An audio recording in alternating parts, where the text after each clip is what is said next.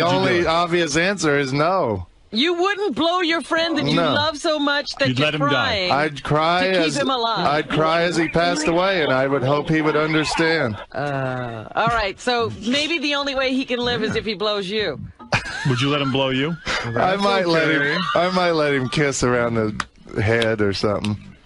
I mean, you've let. Well, I wouldn't be able to get hard. I mean, he'd just have to suck on my flaccid penis. But if it was life or death, maybe I'd let him do that. I'm not. All right, Richard, go ahead. I'm not gay. Go invent some great comedy, and God bless you, and thank you very much. Love everybody here. Love you too. Thank you. All right. Wow. Will you cry like that for us? No. He hasn't had any good times with us. imagine this poor guy. He's like, I got rid of him.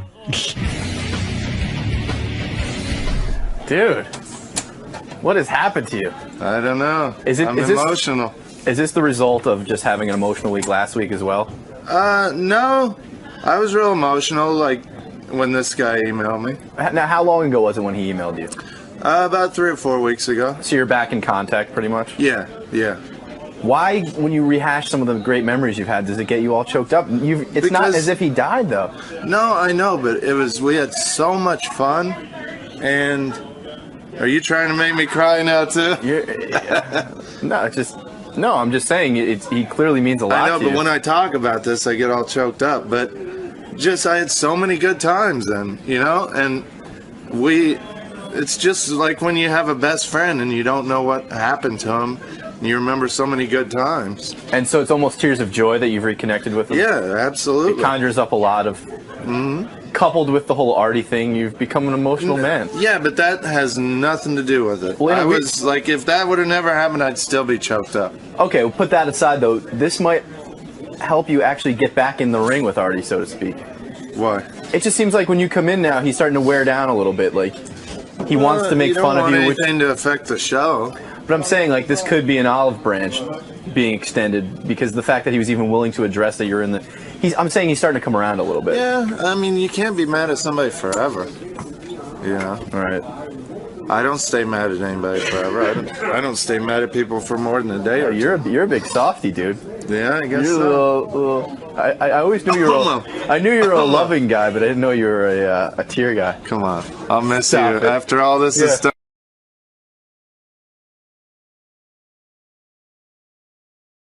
Artie's saying he refuses to work with Richard. He's calling Human Resources. He says, well, I don't want to work with a guy. I didn't know this. Richard, for real, hasn't showered since Sunday, and he's been running every day. Oh, geez. It's the dead of the summer. Look, I like Richard, but I'm not... that's actionable. Yeah, it's disgusting. It's gross. We shouldn't have to work with someone like that. That's and as really you say, gross. We're in the center of civilization. We're in New York City where there's plenty of showering. There's water everywhere. Water. Homeless people shower in the summer. And what's with his girlfriend? That she seems normal to me. I mean, I've met her a few times. She seems normal. She's all right. But I know she's with Richard, so I have to think something's wrong. There's got to be something wrong. Dude, what? You're smiling, but it's not funny. I even think that funny walk of his is because he's dirty. I'm smiling because what Sal just said. What'd he say? He said I should come in and say, Artie, your stand-up stinks. But I said, Sal, that's more like something you would say. Right. But I mean, nobody. It's not funny. Nobody would have. Sal, that joke stinks. Nobody would have known if I wouldn't have said something to Will. What are you trying to prove? Like, why are you not showering?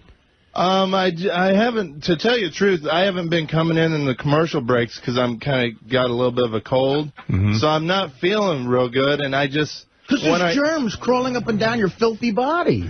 Well, I don't think not showering can give you a cold. You might feel better if you took a nice hot shower. Yeah, I've been wanting to go right to bed when I get home. I just haven't. And then you go running, too? I went running on Monday, but I haven't. How many miles? Since. Like 5 miles. Wow.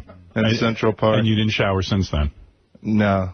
Oh. Rich, you sound almost retarded. Are you doing a bit or something? No, nobody. I mentioned it to Will. And why do you wear pumpkin-scented body cream? To cover up the stink?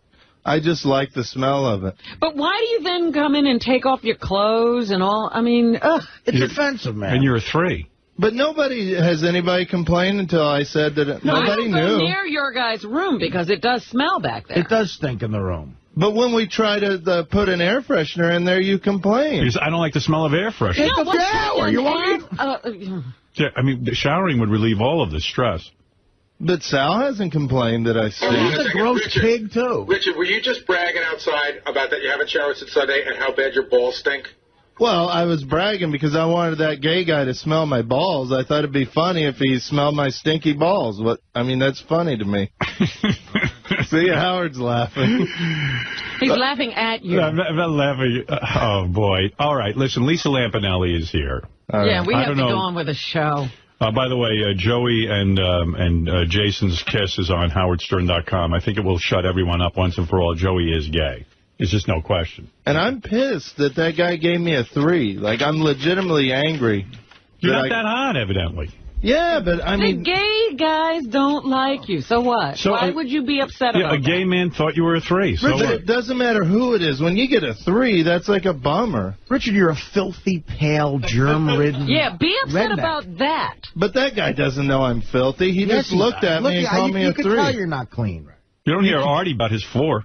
Yeah, I mean, I'm a little upset about that, but, you know... But I could say the same thing about you, Artie. Like, you're a mess. You eat too much. You're way overweight. Like, what does that have to do with showering, you crumb bun? I would rather smell and be in somewhat you're retarded. healthy than be way overweight. I mean, it's easier to shower. Doesn't affect us. Yeah, we're talking about affecting other people Lisa, in the you're workplace. a lady. I mean, when You have hear a guy, greasy film over you. when a guy doesn't shower for 4 days after running in Central Park for 5 miles. Yeah, that's harsh, man. You should take like 2 a day, dude. Sorry. Yeah. I know. Why not? It don't matter. Who's it going to hurt, you hillbilly freak? Right. I know. He's right. It's disgusting, you know? Speaking the truth. I'm not saying that what I'm doing is right. I'm just saying that, you know, once in a while I'll miss a shower or two, but Artie's like freaking out over it. And I am, because you know what? You're in the real world now, man. You're in New York. You sound like a retard. But I wear I'm mad at you deodorant. because how dumb you sound. I don't stink, though. Like, Yes, nobody you has do. said I stink. Oh, you stink. You're offensive. We told you the room you sit in reeks. It didn't reek. There's no other room around here that I reeks smelled you but before. yours. I think a lot of that's in your head just because No, I walked in there. No, it it's in my smelled. nose. No, you need to shower every day. I'm sorry. I'll shower. Go shower. Legitimately, I haven't felt very good this week, and that's But a you lot of don't the shower reason. most of the time. He doesn't like to shower. He doesn't. He's a hillbilly. That's what Lisa said. Just get in a routine. Jump in before you go to bed. Wash the nutsack. Wash the pits. Get the fountain. You know what happens? Like, seriously, people get pulled aside like you, where I'm from, and you get punched in the face. You get shit kicked out of you. People get fired for hygiene shit Of on the course, job, man. You're lucky that's funny. If I went to Human Resources and said there's a guy that never showers, you know what? Did Sal smell your balls? Would he? Yeah. Sal, you want to come in and smell my balls? That's a good But you idea. haven't been gay enough today. I was going to say, we saw Joey kissing that fat Really? guy. Now we got to do this. Why? Uh-oh. You're right. Sal's so desperate to get on the air, he might actually do this. Sorry, Lisa, not in front of a lady. Yeah, right. By the way, Lisa Lampanelli looks so good. She lost. I mean, you must have lost 80 pounds. No, maybe just 40, dude. Well, I'm you just look working good. out a lot, man. You look good. Thanks, What is it? dude. Sal won't come in. He got to the front door when he heard you say he was just doing this for attention. Okay, all right. There you go. Come on, Just gonna do it out of Sal. love. All right, well, I'm not Sal. going to beg him to come in. What a dummy. All right, he is. thank you, Sal's Richard. my partner. Well, go back there and do Come it on, on your Sal. own. Go back there in the room and smell each other's balls. Let's make some great TV. Come in and smell my balls. Ugh, that's great TV. Embarrass your children even more. By the way, Lisa was great in Larry the Cable Guy Health Inspector. I love For my that 13 movie. seconds, I rocked that shot. Why, what, a cameo? Oh, here's Sal. Sal, smell his balls and get it over with. Go on, Sal. I should stand over away from Lisa. I don't There want you her go. to. Tell me how bad Don't it is. offend the guests. You don't offend Lisa. She doesn't want to smell that. All right. Sal, go ahead. What is that, Sal? She's Joey Boots. How much more could you not be offended? True. Sal, smell those things. I'll and tell you. Tell me how bad it is on a scale of 1 to 10. God. I want to be dead honest so we could settle this stink once and for all. All right, go ahead. Go ahead. Smell. Wow. There you go. Come on. Get in there. I love how Lisa's reading her notes. Really bad. Go ahead. Smell them. There's heat coming off of it. All right, smell it. It's like a heater. It's a steam bath. A Just get dirty it Come over on. with. Get that nose in there. Is it horrible? God. Is it horrible? smells sour. Oh, gee, it smells terrible. No, I don't believe you, though. Will, get in there I swear and to God, it smell smells awful, awful, awful. But Howard, even look what he's doing right now. He's not going to wash his hands. I swear I will wash my hands. It smells like he's touching his sweaty, dirty cock and balls. Well, you're going to touch everything. It smells yeasty, like a bad vagina. He's baking bread. How about Jason? Oh, my God. Enough. All right. Go back to your room now. Wash your hands like I swear I will wash my hands. He's not going to wash his hands. I will. They can film me. In hot water. Okay. All right. Thank you. Boiling. Thank you. Yeah, really. Right. Boiling water. Punch him, Gansy. Come on, Gage. Smell it. All right, thank you. I swear to God, I'll punch you. Richard just took his hand and put it in Sal's face, and Sal just freaked. His ball hand. Gange, if you start beating him up, I will come over and help you punch him in the face.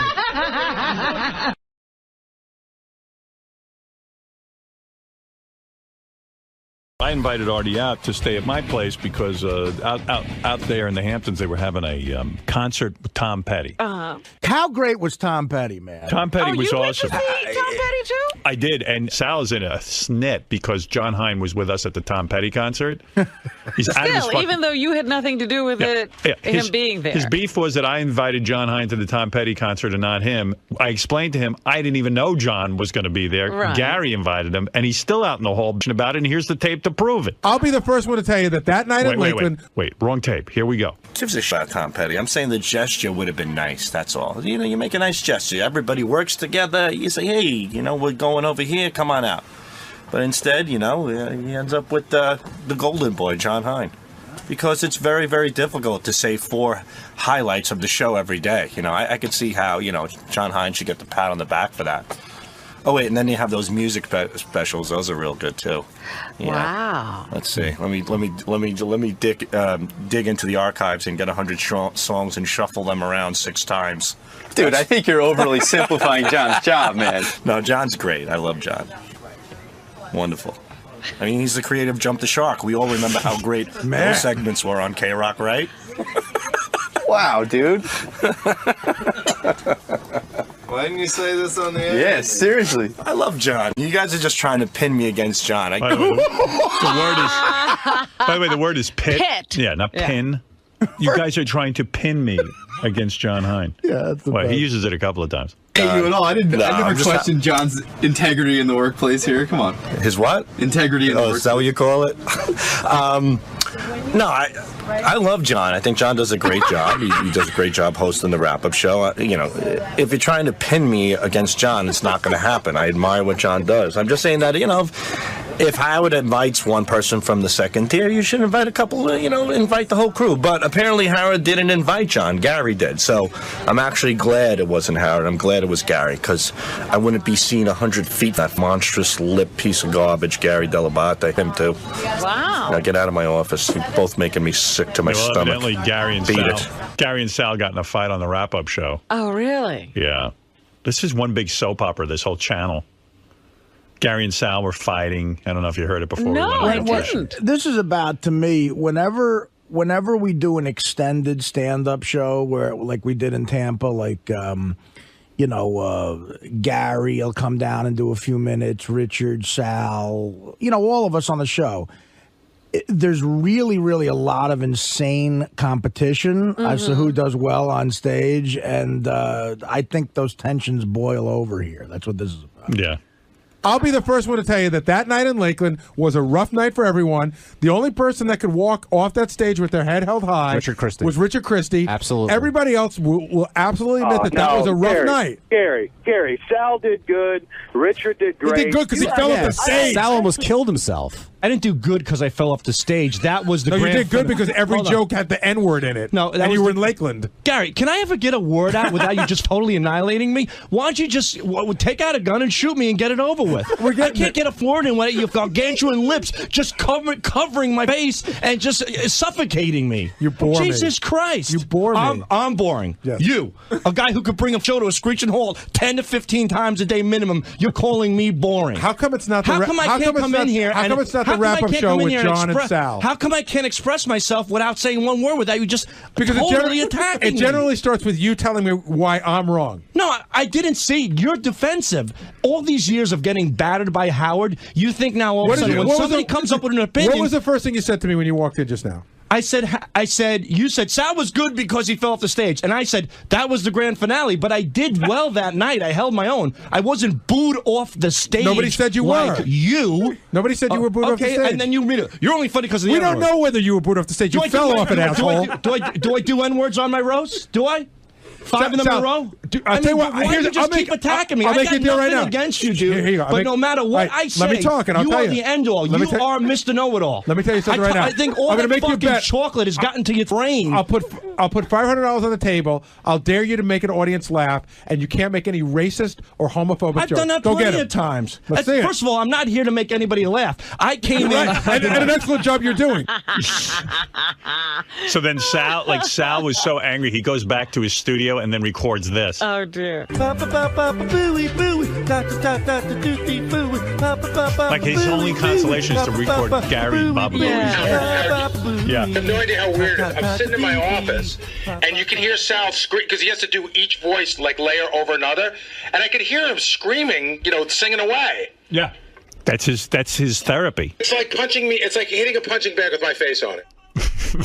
But here's my point with Sal. Like, which guy do you believe? Do you believe the guy who railed against John? He said some vicious things about John Hein there. John, how did you take that? Really, really cruel. And so do you believe that guy or the guy who goes, I love John Hein. He to does me, a great job. He walked into the office and he said to John, just want to let you know, they prodded me. But in the piece, they'll tell you they didn't prod him at all. And again, I want to point out that John gives Sal a ride home 4 to 5 days a week and never asks for a nickel, never gets one. Wow. How did you take that? The funny part is when I'm listening to that clip and getting all pissed, he comes over. It's just a bit. And that's even more insulting. You know what I mean? Like, if he really feels that way, then say so. And, he'll have to walk home. That's all. Will you continue to give him a ride? Yeah, but maybe I'll leave him off in Queens or something like that and make him fine. But he said some real, he's talking about your segments at K-Rock. That's really that's going back pretty far, man. I don't know. Listen to me. Oh, like you've never said a bad word about anybody. Well, I copped to it, though. So you're completely, so I did the same thing. You know what? There's something on the show called honesty. If I'm a little angry about something, I express my opinion. What was the honesty? No, I know John's a good guy. We get along, but because I express something, God forbid. But when I'm called a retard and a racist and a pedophile, I can go in the back and keep my mouth shut. I could deal with it, man. Dude, but when I say it, look at all of a sudden, now I'm the backstabbing. This guy gives you a ride 4 times a day. I offer him money and offer him lunch and everything else too. Stop getting candy coated with this from that fruit back there, Howard. What's with the tan, dude? I was in Marco Island with my family this weekend. The wife? Yeah. How'd that go? No action, like anything else. Oh, you went away for a week? On a vacation? Well, I can't afford it 2 rooms, so I got one. The kids were sleeping next to me. I tried to slip a finger one night, and my 4-year-old got up with the school bus banging it over my head, so nothing happened. Jesus. Who called you a pedophile? What are you talking about? You know what I'm saying? I'm just exaggerating. I'm just saying that, hey, in the forum of this show, the way this show works is that we rib each other. Do I really hate John Hein? Of course not. Come on, though. You tacked everything. You said his segments bomb. Listen to the way you were saying it. That's how I get under his skin, of course. Well, why are you getting under his skin? What did he do wrong? The thing is that... What did he do to you? Why did you let them... He went to a concert. He didn't do anything to me. Sal firmly believes that you invited me out to that concert. And you're I'm still the new guy here, so you bypassed everybody else in having me come. I mean, am I right? Sal and I haven't even talked about this. Is that accurate? Howard, I said to you...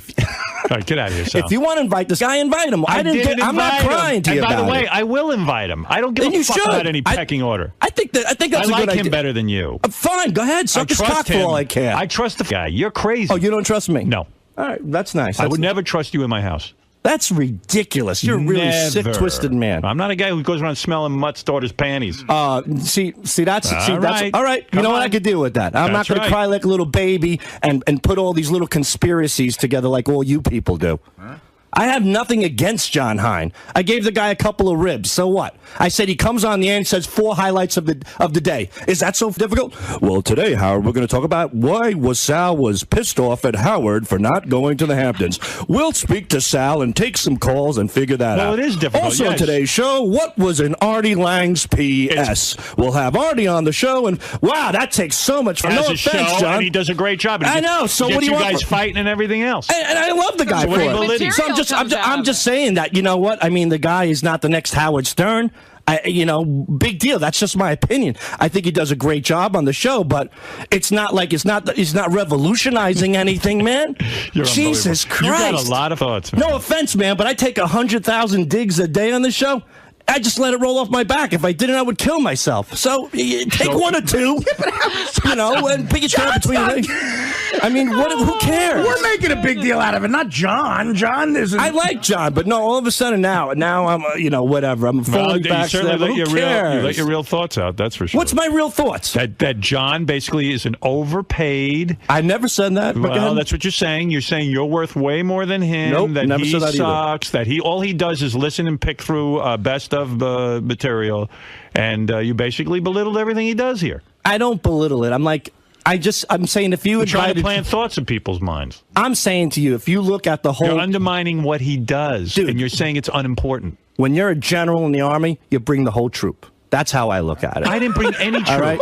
You just brought one soldier. You took one soldier out of it. There was no battle. And you left everybody else in the storm. That's how I look at it. took no one. Okay, that's what you're saying. But what do you mean? Am I lying? No, but asshole. But I'm not saying you're lying. But I'll tell you if I invited John Hein. And you can. I don't care. I don't care. I don't ever give any thought whether you care or not. I don't care if you're hurt by it. You don't think what will Sal think when I do this? It never enters into my thoughts. What will Sal think? I will invite John. In fact, now because of this, you're invited to everything that I do. Thanks. I mean it. You should thank Sal, actually. Thank you. Thanks, Sal. Don't thank me. Thanks, Sal. Today we're going to talk about my next party at the Howard Stern Show. That's We'll right. take some calls, talk to Sal about how he truly feels about me, and have Gary's stupid opinions to follow. Sal, All this today Sal, on the wrap-up show. Would you respect John more if he took Richard's cock to his face? Yes, I would. That's revolutionary. No, the truth is, we all get along and stuff. I'm just saying that I'm sorry, John, if you was offended by that. I was just a little personally hurt. You guys are all going out there. I really don't care for Tom Petty. I probably would have said no. I had nothing to do with it. Okay. I saw John there. I was as surprised as anyone. Sal, he didn't even have anything to do. I aggressively wanted to go see Tom Petty. I made a conscious. I said to Howard, I might want to do that. And then he said to me, all right, look, if you're going to come out. Stay by me. Yeah, that's what happened. And somehow fine. Gary had a ticket, and he decided to ask John Hein. Right. And that's fine, and I'm happy for everybody. I have to have really. an event now so I can invite John to it, not Sal. Now because of you, I'm forced to have an event. All right, that you're not invited to. Sal clearly underestimating your role here. He can think whatever he wants to think. He's a twisted mind. He entertains me every day, though, going home. I got to say that. But the fact that yeah, dude, this is your ride home. Now if I say to John, John, I'm only dicking around. Sal says he's only kidding. No, but I'm not going to do that anymore because there's truth in whatever you're kidding about stuff. There's truth. I remember when I was on one time and Sal called in and said, could you get, what'd you call me? Sharky the Clown. Yeah, get Sharky the Clown off the air. So I know how Sal felt about me, Jump the Shark appearances, but how do you think I truly feel about you? For real. Hands down. How do you think I truly feel? I think you're jealous of the relationships that I have with Howard and Gary. I think that you think that I am overpaid and don't work as hard as other No, I people don't think here. that. I swear, I never made any implication of that. That's wrong. I'm telling you right now. I think that you say you're doing a bit, but a lot of times it's how you really feel, and that's that's how I have to soften the blow. And I think that you're gonna have to find another ride home. No, that's terrible. Well, so are you. Everybody in this place is. What happened to the good old? What happened to honesty around here? What happened to it? You're honest. See what happens? You get it right in the face. I was honest about him, and now I miss rides home. So who gets in the end? Me. They had to record that outside because nobody wanted him up here. You mean that, like we took him outside the building? No, he never got in the building. We met him outside the building. That's when you know you're really a mess. When we won't let you into the studio. But that's normal for him, you know. Like everybody meets him outside. He has an odor that he's had from the day we met him. Is that true? Yes. Wow.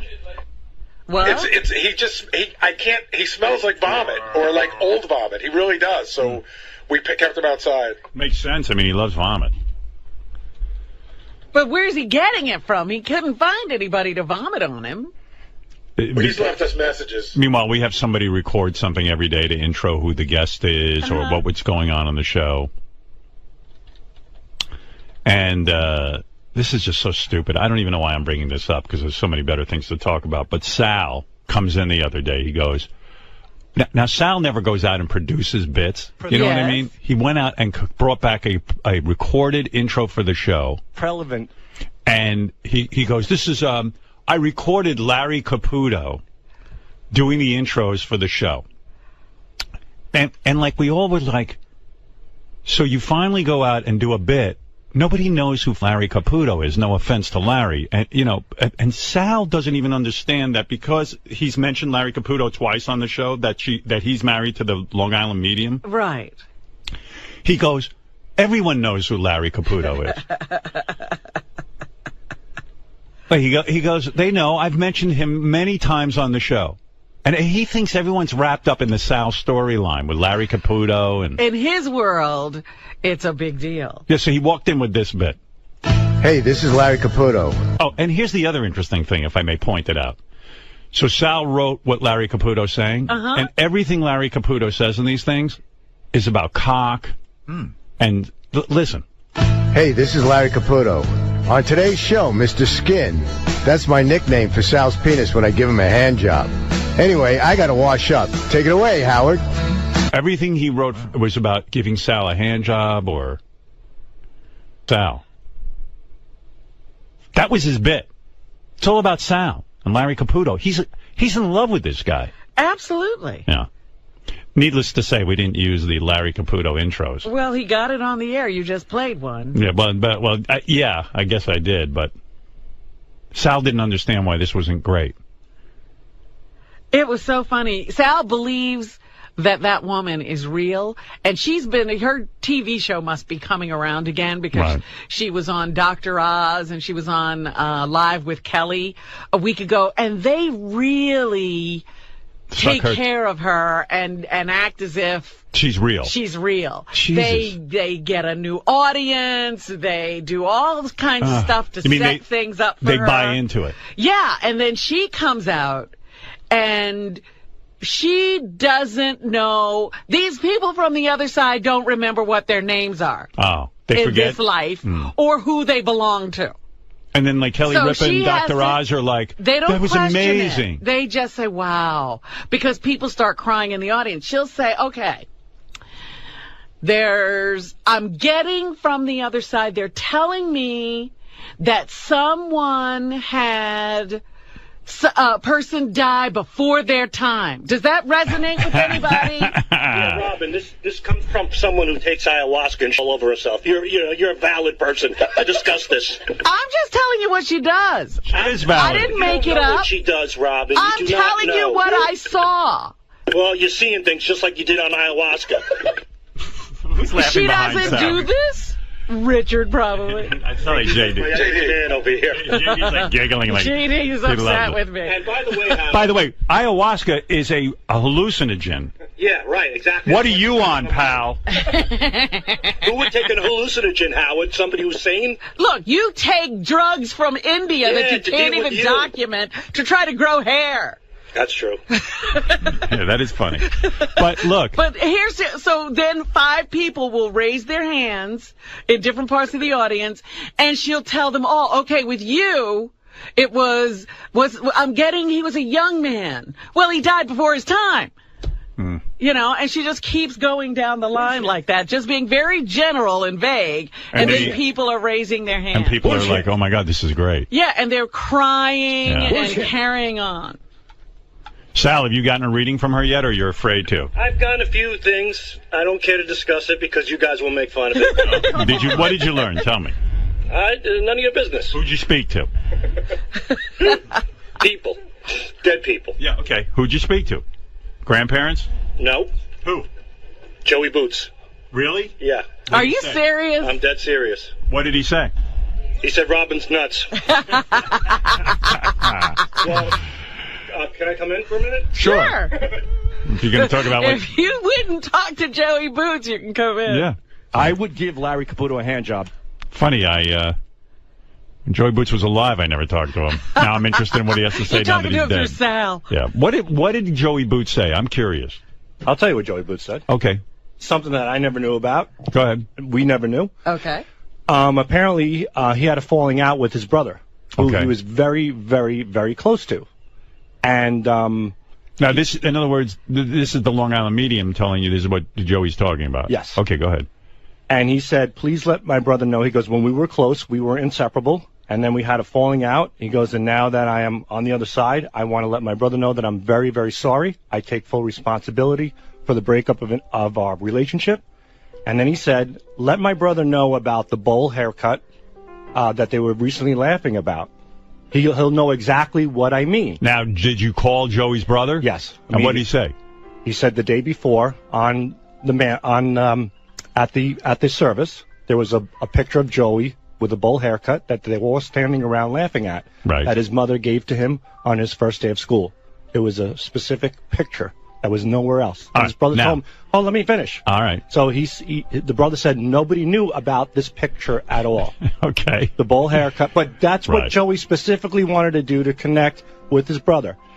He also brought up other things as well, and the brother felt like there was closure there. Did the Long Island Medium bring this up to you, or did you ask about Joey Boots? I did not ask about Joey Boots. All right. So how do you think this all came about? Have you put that together yet? Yes. Go ahead. The show, it's out there. Right. Right. So somebody who was at the funeral, or they send out a researcher to impress you, and then it makes it on the air to us. No. Don't you get that? All right. If you want to believe, that's fine. That's fine. All right. She did know she was reading you in advance, right? You didn't just walk in and say, read me. No, I didn't ask to be read. No. You know what she said? Sal, I think you should come here. Someone's trying to contact you. No. What happened was the day I floated and I saw the Buddha hand. Yeah. I called her. Yeah. Go ahead. And she said, you floated and you saw these things because death is on your mind. Somebody close to you passed away recently. And I said, yes, and it was Joey Boots. And she said, and he came forward and he explained a lot of things. Okay. All right. All right, so how do you explain him with the brother and the relationship? I told you. I told you exactly. She had a spy at that. Of course, Sal, you're on the Howard Stern radio show. Not only that, there's Facebook now. Yeah, of course. People tweet. Yeah, I mean, that's out there. That's true. That's very true. And you know what? Any chance you're going to levitate the out of here? Yeah. With this bullshit? You levitate out. This is my show, too. Remember? Right, I forgot. You said this is... Yeah, I'm Negan. Yeah, where's you my get bat? the fuck out. Well... All right, well, that's... Hey, by the way, I hear you're listening to Positive Affirmation audio tapes. How's that going? Well, you can't tell? What are you trying to What are you trying to accomplish? It's working. It's working. There's this lady, Louise Hay, who is absolutely wonderful, wonderful woman. Right. I think now that I'm getting older in my life and I look at my boys growing up, it brings me back to when I was that age. Yeah. And, you know, take that bat and bash yourself over the head with it, Howard. So you're listening to the tapes. I'm just wondering what you need to hear that you want to change your thoughts. I'm a turtle. Well, remember like the pure OCD and the intrusive thoughts, and I self-sabotage myself. I feel like I'm not worthy to be happy, and I figured out why. Because when things are going well in my life, I was raised always by my dad reminding me that I'm a jackass. So there you go. Good for you, Sal. All right, there's an update on Sal. There you go. Thank you for the you get, the dumber you get. Thank you for writing the Larry Caputo bits. Everyone enjoys them. Well, this sounds crazy, but really pterodactyls. What is that, Sal? How did this is that going to sound come crazy, about? but there's pterodactyls. Forget talking about to Joey Boots. How did he think? What possessed him to do those IDs? Well, she was up here promoting her new book, and I said, "Come in and do the IDs." And you guys always say that we the Long Island Medium. Yes, but you got Larry Caputo instead. Right.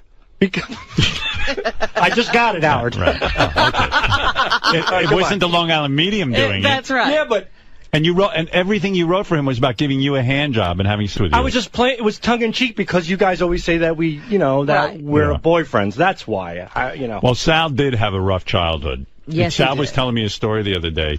This is such a great story. What?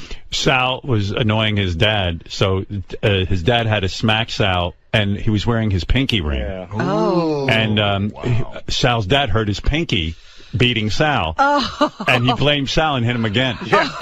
What, take the ring off and hit you again? Because you hurt his finger. Yeah, he whacked me in the pizzeria on the side of the head, and all of a sudden he looked at his pinky and goes, you hurt my pinky, and then he really beat the shit. Sure. Oh, geez. So I'm the only kid who got beat up for hurting my father's finger for beating me up. I think that positive affirmation book will help you through that. Yeah. Well, they always did say, this hurts me more than it hurts you. Oh, I didn't play you this one. Here's Larry Caputo introducing John Mellencamp, which is even a gayer one. Hey, this is Larry Caputo. On today's show, John Mellencamp. Hurts so good, like my penis and Sal's ass. Take it away, Howard. You wrote that for him too, huh? Yeah, we're all pals. And further evidence that Sal has a crush on Larry Caputo. Yes. They went out with the wives for Valentine's Day. Sal sat next to Larry Caputo. Oh, my goodness. Well, it's 4 seats, and you're going to end up sitting next to somebody. No, but you sat next to him. Was it a booth? No. Yes. Well, kind of. A semi-booth. It was a booth. He sits down next to Larry on Valentine's Day. All right, go be gay with Richard. Yeah. Well, can I tell you how superstitious Sal is? All right. You know, he likes that horse, Sal the Turtle. He's all about that horse. So if that horse wins a couple more races, it might be eligible for the Kentucky Derby. This year is the 143rd running of the Kentucky Derby. 143. Sal feels like it's meant to be. Right, well, it would be interesting, Howard, if it's 143 Derby and Sal the Turtle's in it. Yeah, but here, how about this? 143 was a horror in your life. Yes. Your wife was texting another man. I know. 143. And I turned it into a positive. Oh, you did? Turned it into a positive. Oh, is that from the positive affirmation? Yes. I'm a turtle. Good for you. Take your negatives and turn them into positives. Take these lemon and make lemonade. Yeah. I'm going to smash those tapes when I get home. As they come to the top of the stretch, Tribeca still the one to catch. Cuts to corner off the turn. Sal the Turtle went a little bit wide. Tribeca grabbed the upper hand, turning for home. Remston swings to the far outside from third. Racing for the 8th pole. Tribeca trying to dig down. Sal the Turtle surging up alongside, and now Sal the Turtle's in front. Sal the Turtle opening up on Tribeca. Remston on the outside, finishing with interest. 2 lengths to make up, 50 yards to go. Sal the Turtle sails under the wire to win it by 1. He's doing great. The horse is doing really good, Howard. Yeah, you have nothing to do with it other than they named it Sal the Turtle. Yeah, and by the way, thank you for that, because it all came through the show, and it's been a great experience. Yes, Angela. Beautiful horse. Howard, you got to get this ding dong off the air. I mean, really, you're better. No, go watch it, twat. Get out of here. Ding dong. Shut up. Shut up. She's right. Get Shut out. up. You are the negative force in this world that makes. You are the reason why there's so much hate. Get out. No, you get out. It's my show. Get out. It's my show. Where's You my get bat? out. Goodbye. I'm out of here. There he is. Sal the Shut Turtle. up. Shut your mouth. Wow. It's working, those positive affirmations. It's funny how that all goes out the window. Like that Sal is like trying to better himself. The older you get, the dumber you get. Right. Okay. Dan, Mom, I knew that was you the whole time. We know you're not. Sal wanted to see if you'd go along with his crime plan. See how much I love you? You know what, Tan Mom? I would die for all of you. Tan Mom, can we play Tan Mom, I would like to play the tape of you and Sal plotting your scam. May I? Okay. All right, let's listen in, Tan Mom. This is Sal asking Tan Mom to fake her own death. Okay. Hello. Hey, Patricia, it's Sal. I'm sorry. I just got home and he's a dirtbag. Well, listen, I have some great news for you. I don't know if you heard the show last week, but we had a death pool game going. Oh, no, Shirley called me. Oh, he told you? Yeah, and you chose me to die first. And I said no. Yeah, but I don't want you to really die. The death pool is $1,200 and I'm broke, so I have a plan for us. Why? What's wrong?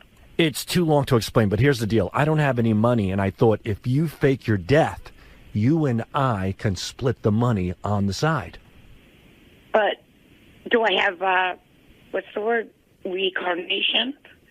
Or am I just forever? That's the thing. You're not going to be forever. You're going to call in as your twin sister Petunia with a Polish accent. All right, I'll be a flower.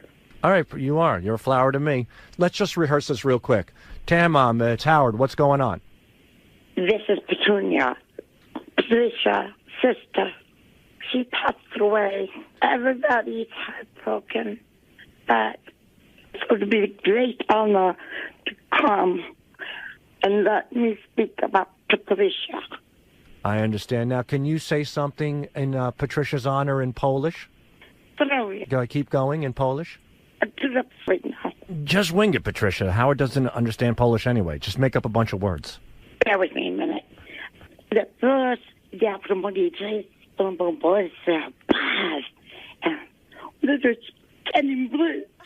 That's perfect, honey. Am I coming on the show next week?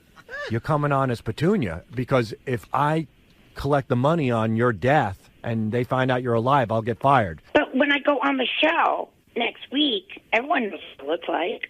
Yeah, but you're her twin sister. Oh, there you go. Okay. All right, honey? Yeah, rough morning. When am I officially... When you call in as Petunia. Okay. All right, love you, honey. I love you guys. All right, bye. That's like the tan Bonnie and Clyde. It's time for Gary to put up or shut up. Let's play Pick the Pouch. It's time for Gary to pick the pouch.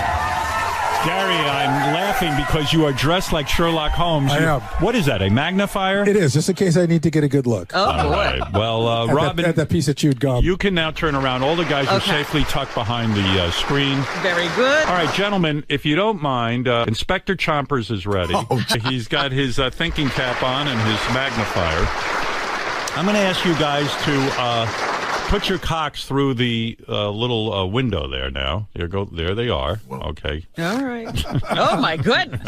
All right, we're going to start with number one. Go ahead. I mean, it's not even in the same zip code as South. It's way too large. I mean, that thing's ridiculous. Right? So Sal couldn't even. Okay, let's go to number two. Right. A little bit shorter. Right. Could be Sal's, but it doesn't have that weird thing I was talking about at the end, the chewed gum thing, or the darkness. Right. Number three. It's like... Number three, yes. It's like, where's Waldo's wearing a Dayglow shirt? I mean, that is so Sal's cock. Right. That's that weird thing I was talking about. There you go, the darkness. That's right. There's the darkness. The last, number four, looks like a guy's finger. It Right. just looks like a finger. You're not sure that's a cock. And I would say number four is, they did a good job. Number four is the closest to fooling me to believe that's Sal's cock. Right. But So, Gary, we're making history here, as I said. Are you locking in on number three? I am locking in on number three. Robin, I assume Number the same. And I'm going to make my guess, too. Number one is a doorknob, like a door knocker, like you would actually like bang on a door with it. And the police would use it to Sal break down. could never handle that. No, that's a guy with a big cock. Number two, again, doesn't. I mean, number three is so. From high atop the Howard Stern building in Midtown Manhattan, no more. This is a Howard 100 News Brief. I'm Mike Hambrick. They say that necessity is the mother of invention. Well, that certainly is the case with the Squatty Potty. It's Howard 100 News. You need to know. Everyone just wants to have the good dump, right? 38-year-old Bobby Edwards is the creator of Squatty Potty, the stool, no pun intended, that Howard Stern mentioned this week that helps you poop better. We all know that feeling of when there's a little bit left behind, and it kind of can be with you all day. And with the Squatty Potty, your elimination, it's just a lot more complete. Bobby, who's an entrepreneur, designed the Squatty Potty when his mom was having difficulty going to the bathroom. He read that squatting helps you poop. I had heard of the squatting concept, but she's 65 and she couldn't very well squat on her toilet. So I tried to mimic it with a stool, and it worked really well. He says it gets your butt in the correct angle to make a number two. Yeah, it's anorectal angle, so that's the angle of the colon that holds everything in. When you squat, it opens up that angle, and it makes things come out easier. Robin Quivers even mentioned she used the Squatty Potty when she was recovering from cancer surgery. Now, if you're a Stern fan, then you know Howard Stern makes a big deal about going to the bathroom. Bobby says he's used to that. Talk about poop all day. It's pretty much run-of-the-mill stuff for me now. Lisa G., Howard 100 News. Mothers and daughters, listen up. If you and your mom or daughter are both hot and both willing to appear in the nude live on the Howard Stern Show, you could have a shot at a $5,000 cash prize in the Hottest Nude Mother and Daughter Contest. Sponsored by SiriusXM. No purchase necessary. Must be at least 21 and a resident of the U.S. or Puerto Rico to enter. Entry is by email only and must be received by noon Eastern Time on October 31st. For official rules and complete details, visit SiriusXM.com/Howard.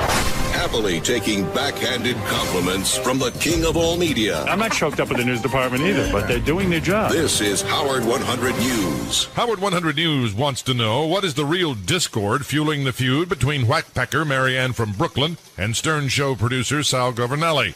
We sent John Lieberman to investigate. Why, he's nuts. He's off his rocker. Marianne from Brooklyn, usually a lover of all things Stern Show, outraged at Stern Show writer Sal Governale's on-air comments this week about personal enlightenment. I was in the car that day listening to the replay of the wrap-up show, picking up my 21-year-old daughter, and like I said, as soon as she walked in the car, I turned it off. I would rather hear penis jokes and fart jokes than hear that stupidity that God is paying back people that are either handicapped or have different kinds of abnormalities. He's off his rocker. I mean, why wouldn't his wife or somebody stifle him? It's embarrassing. You mean Eric the Midget wheeled or did something in a prior life and this is a punishment? How can he say that and put his head on a pillow at night? Sal quickly striking back, truly believing in his beliefs. How can you be mad at somebody who is simply looking to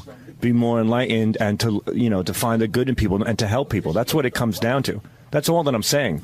All that I'm saying is that I don't have the answers, but there's so much in this world. There's so much sadness. There's so much torment. What if we can at least look at these negative aspects and see something good in them? Sal, not enlightened enough, however, to forego comments about why he believes Marianne is really upset. Marianne calls me at least once a month, put me on a prank call, put me in a song parody. We tried a few things with her. She's a great caller. She's a great fan. She's a great lady. But I think she just has resentment against me because I really don't incorporate her into other bits because 90% of the time it doesn't work. John Lieberman, Howard 100 News. Another Howard 100 News brief at the top of the hour, or as close as we can get. So ridiculous to argue politics with anyone because I'd say 99% of people don't know what the they're talking about.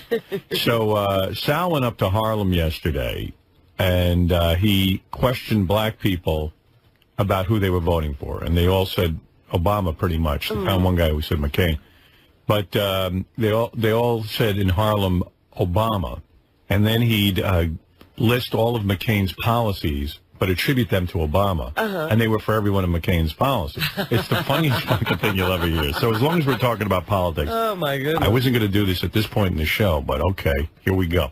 Here's Sal in Harlem. Some people speculate that blacks are voting for Obama strictly because he's black and not because of his policies. So we took McCain's policies and pretended they were Obama's. This is what they had to say. For the election, Obama or McCain? I like Obama. Now, what don't you like about McCain? McCain seems to not really know what he's doing right now. Are you more for Obama's policy because he's pro-life or because he thinks our troops should stay in Iraq and finish this war? I think because our troops should stay in Iraq and finish this war. I'm really for him with that. Definitely. Okay. Now, how about as far as him being pro-life? Do you support Obama in that case? Yeah, I do. I support him in that case. And if he wins, would you have any problem with Sarah Palin being vice president? No, I wouldn't. Not at all. No. You think you made the right choice in that? I definitely do. Thank you very much, sir. Have a great day. That's really quite brilliant. That's crazy. Well, let's go to person number 2. Are you for Obama or McCain? Obama. Okay, and why not McCain? Well, I just don't agree with some of his, policies, no. Now, Obama says that he's anti-stem cell research. How do you feel about that? I believe I wouldn't do that either. I'm anti-stem cell, yeah. You are, you're anti-stem cell research. Now, if Obama wins, do you mind Sarah Palin being vice president? No, I don't. No. Okay. What are people drinking over there? I don't know. Here is Sal in Harlem again. In this election, Obama or McCain? Obama. Now, why not McCain? What don't you like about him? He sort of doesn't sound like he has enough. Like he's uneducated because when he had both of the presidents speaking, he didn't sound like he knew what he was talking about too much. whereas Obama had facts and information when he was speaking. Good point. Let me ask you this. Do you support Obama more because he's pro-life or because he says our troops should stay in Iraq and finish the war? I guess both. Now, if Obama wins, do you have any problem with Sarah Palin being his vice president? No. No? You Not think at she'll do a good job? I think she'll do a good job. Are you glad he elected her to be the VP if he wins? Yep. Thank you very much. All right, well, there you go. Are you glad he elected her? I don't know who's worse, the person questioning or the people answering. Well, we did find a black guy up in Harlem who, that's a good bit, right? Oh, and who thought of Congratulations. this? That's Sal. He did a great job. That's amazing. That's great. Genius. Good job, Sally Balls. All right, Sally. Even when he found a black guy voting for McCain, he gave him all of Obama's positions, and it was the same outcome. The election, Obama or McCain, sir? I think McCain. I take it. McCain. Now, why is that? McCain is more experienced. You can't look at him because he's a Caucasian man. You can't look at him. You got to look at what he's saying. You know what I mean? And what he's planning to do. What do you think he's planning to do? I think he want to get away with the war thing. That's what I really think. I know that for sure. McCain wants out of the war. He wants out of the war. Now, if McCain wins, do you have any problem with Joe Biden being his vice president? Not at all. You think Joe Biden was a good choice for McCain? Yes, I think so. So nobody knows what to film him. Sal's not here today? Well, he's here. Oh. I heard the fifth person he interviewed got a little angry and took him out. Oh, really? Nah. Well... Someone told you people don't know it. It's so true talking. People don't know. I'm not qualified to vote for a president. Yeah. Sal said yes. Someone told me this. I don't know if it's true. Sal said yesterday, as brilliant as that bit is, that he'll probably vote for Obama, but he feels weird voting against his race. Oh, man. Are you for real? He actually told everyone that this election is nothing more than a race war. No. The term... Here we go. No, not like that. Like it's a presidential race. And I said it's kind of odd. It's a presidential race, but it seems like it's a race war. It's like it's a war between two races. I love when you explain yourself. I can't tell you how great you are. And you know when he said that, his eyes lit up like, no, I'm right about this. Yeah. You guys are misunderstanding. So you feel weird voting against your race? No, I don't. As a matter of fact, you said it yesterday. You told everyone. Why are you backing off your position? I don't feel odd voting against my race. I'm voting for Obama. Right. I have to register still. I don't know if I have enough time, but I definitely want to vote for Obama. You can count on your vote. But the thing is that... You said you feel weird. This is the quote. I feel weird voting against my race. No, I've never said that. I didn't. Nobody heard you say that yesterday? That's a lie. No. Gary? No. Richard's on his way in. Oh, good. All I said to Richard... After we were discussing this presidential race, I said it's a war. It's a war of the races, because it's apparent that the dominating factor here is race. These African, well, in some cases, these African Americans are saying Obama. I don't want to say blacks because I might offend somebody. Right. But these black people are voting for him. You know what? I'll get you off the hook. You did a great job. Thanks. Great job. Yeah, that was a brilliant pitch. Brilliant bit. I don't know where it came from. Yeah. Came from my head, you dope. How about they're both? I work for Howard Stern for some reason. With Jesus, all give me a the little other credit crap once in a there, while. I'm shocked. How about they're both in the human race, Sal? How about that? All of us are in the human race. Yeah, but it's kind of odd. I'm taking the word race and making it a homonym or whatever you call it. A homina? You're a regular young Mort Slow. What's when one word has two different meanings, but it's one word? A synonym. Oh, it's a synonym. In this case, it's a synonym. Cinnamon. All right, goodbye. Have a good day. It's cinnamon. Have a great show, everybody. All right, thanks, Sal. There is Sal coming off his triumphant Harlem Obama McCain bit. All right, good for you.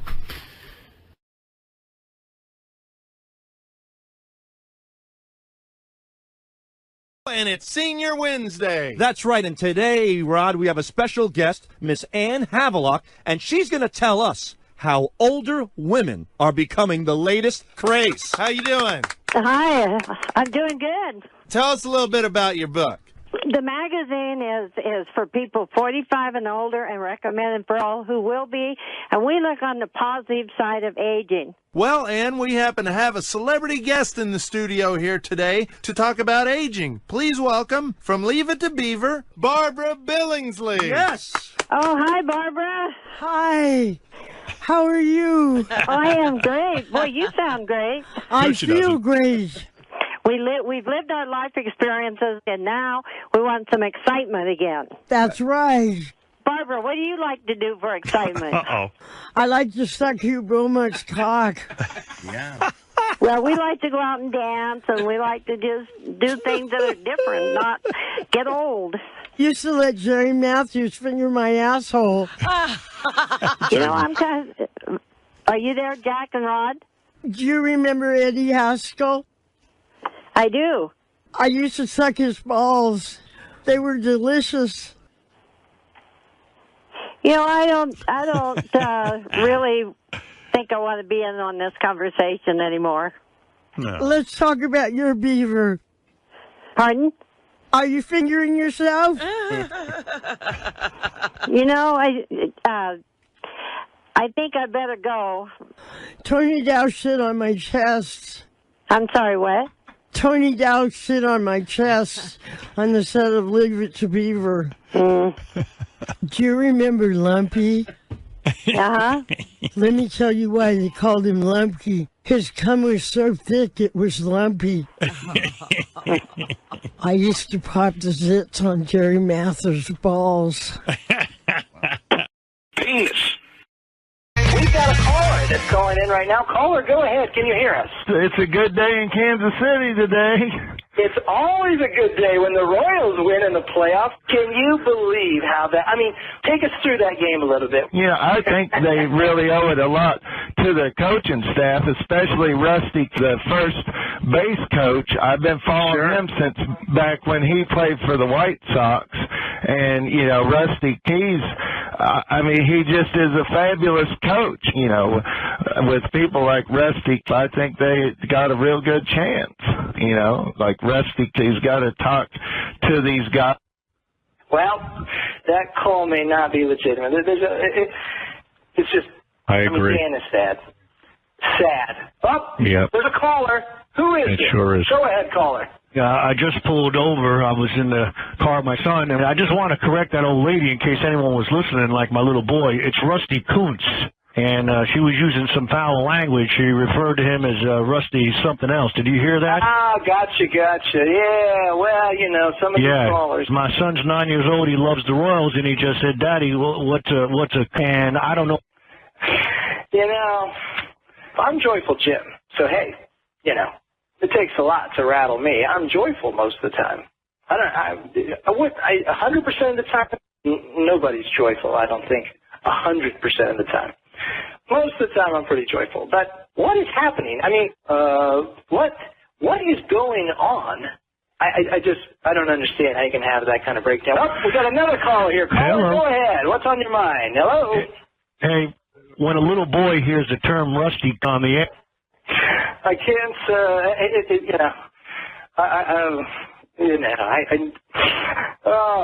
what can you say? You know, don't play your... And we're back on the Jack and Rod Show, and it is Marriage Friday. And who do we have on the phone, Jack? An expert on romance and marriage, the author of Don Juan's True Love, Paris Dereste. Hi, Paris.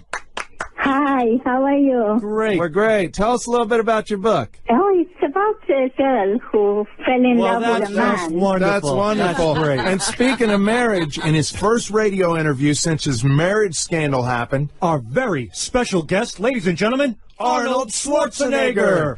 Yes. Good morning. How are you? I'm fine, thank you, Arnold Schwarzenegger. It's an honor to meet you. Your voice, it sounds very familiar to me. Have you and I had before? No, I don't think so. Well, are you sure? I don't think so. I haven't had the honor of meeting you before. Yeah, well, because I've been jerking off a lot now. I have to tell you, because ever since this whole storm began. I'm sure, because I have to tell you, I really like the sound of your voice. Do you mind if while we're talking, if I grow up myself a little bit? No problem at all. Yeah, no, keep going. Go ahead, keep going. Okay. Yeah. If you find a woman, especially young men and older men who go out with their buddies, they see a girl who is walking by. No, go ahead, sorry.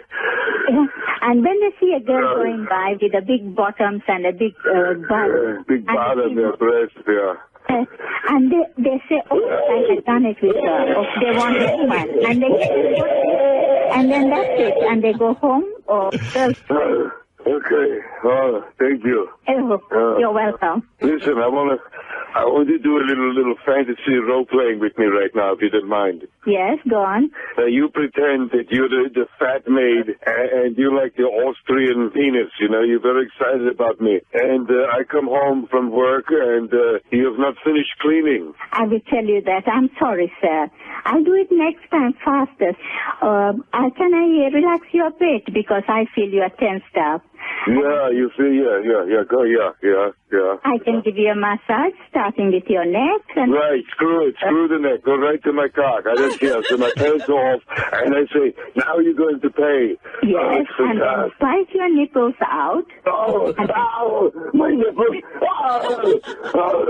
Without touching you, I will lick your thighs and go down behind your butt. You're right to my ass. Go for it. Yeah, and I go to your ass and I bite you and I lick you. Ow.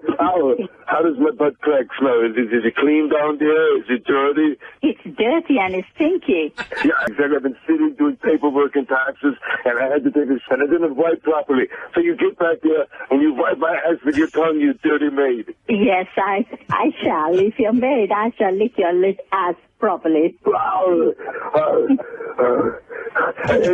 Okay, let's hurry it up. Okay, I get to your balls in my mouth. I lick it with a kiss, and bite and I suck it, and lick it and suck it for you. This is unbelievable. Listen, I have to get your phone number. Get married, but who cares? Let's get together. Maybe we'll have to do something, no? Shatner? Yeah. Should I try and do it the week that Takei is sitting in? Oh, that'd be good. Yeah? That'd be great. Hi, Bill. Hello.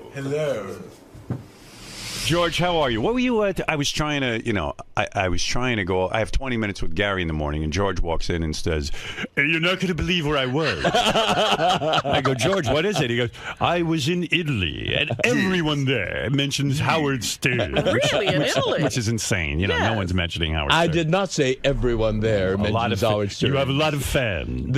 There were Americans that came up to me and sidled up to me and say, "Oh my," or "dry oatmeal." And I know exactly where they're coming from. Well, George started. I said, "George, on the air, talk on the air. Don't talk to me before the show. There's nothing that interesting." I got to save it. You got to save it. That's right. So what happened? You and Brad went on a vacation? 2 weeks because I've been working all year long, and I thought we. Are you referring to Heroes? The show? No. Super Ninjas, the Nickelodeon show.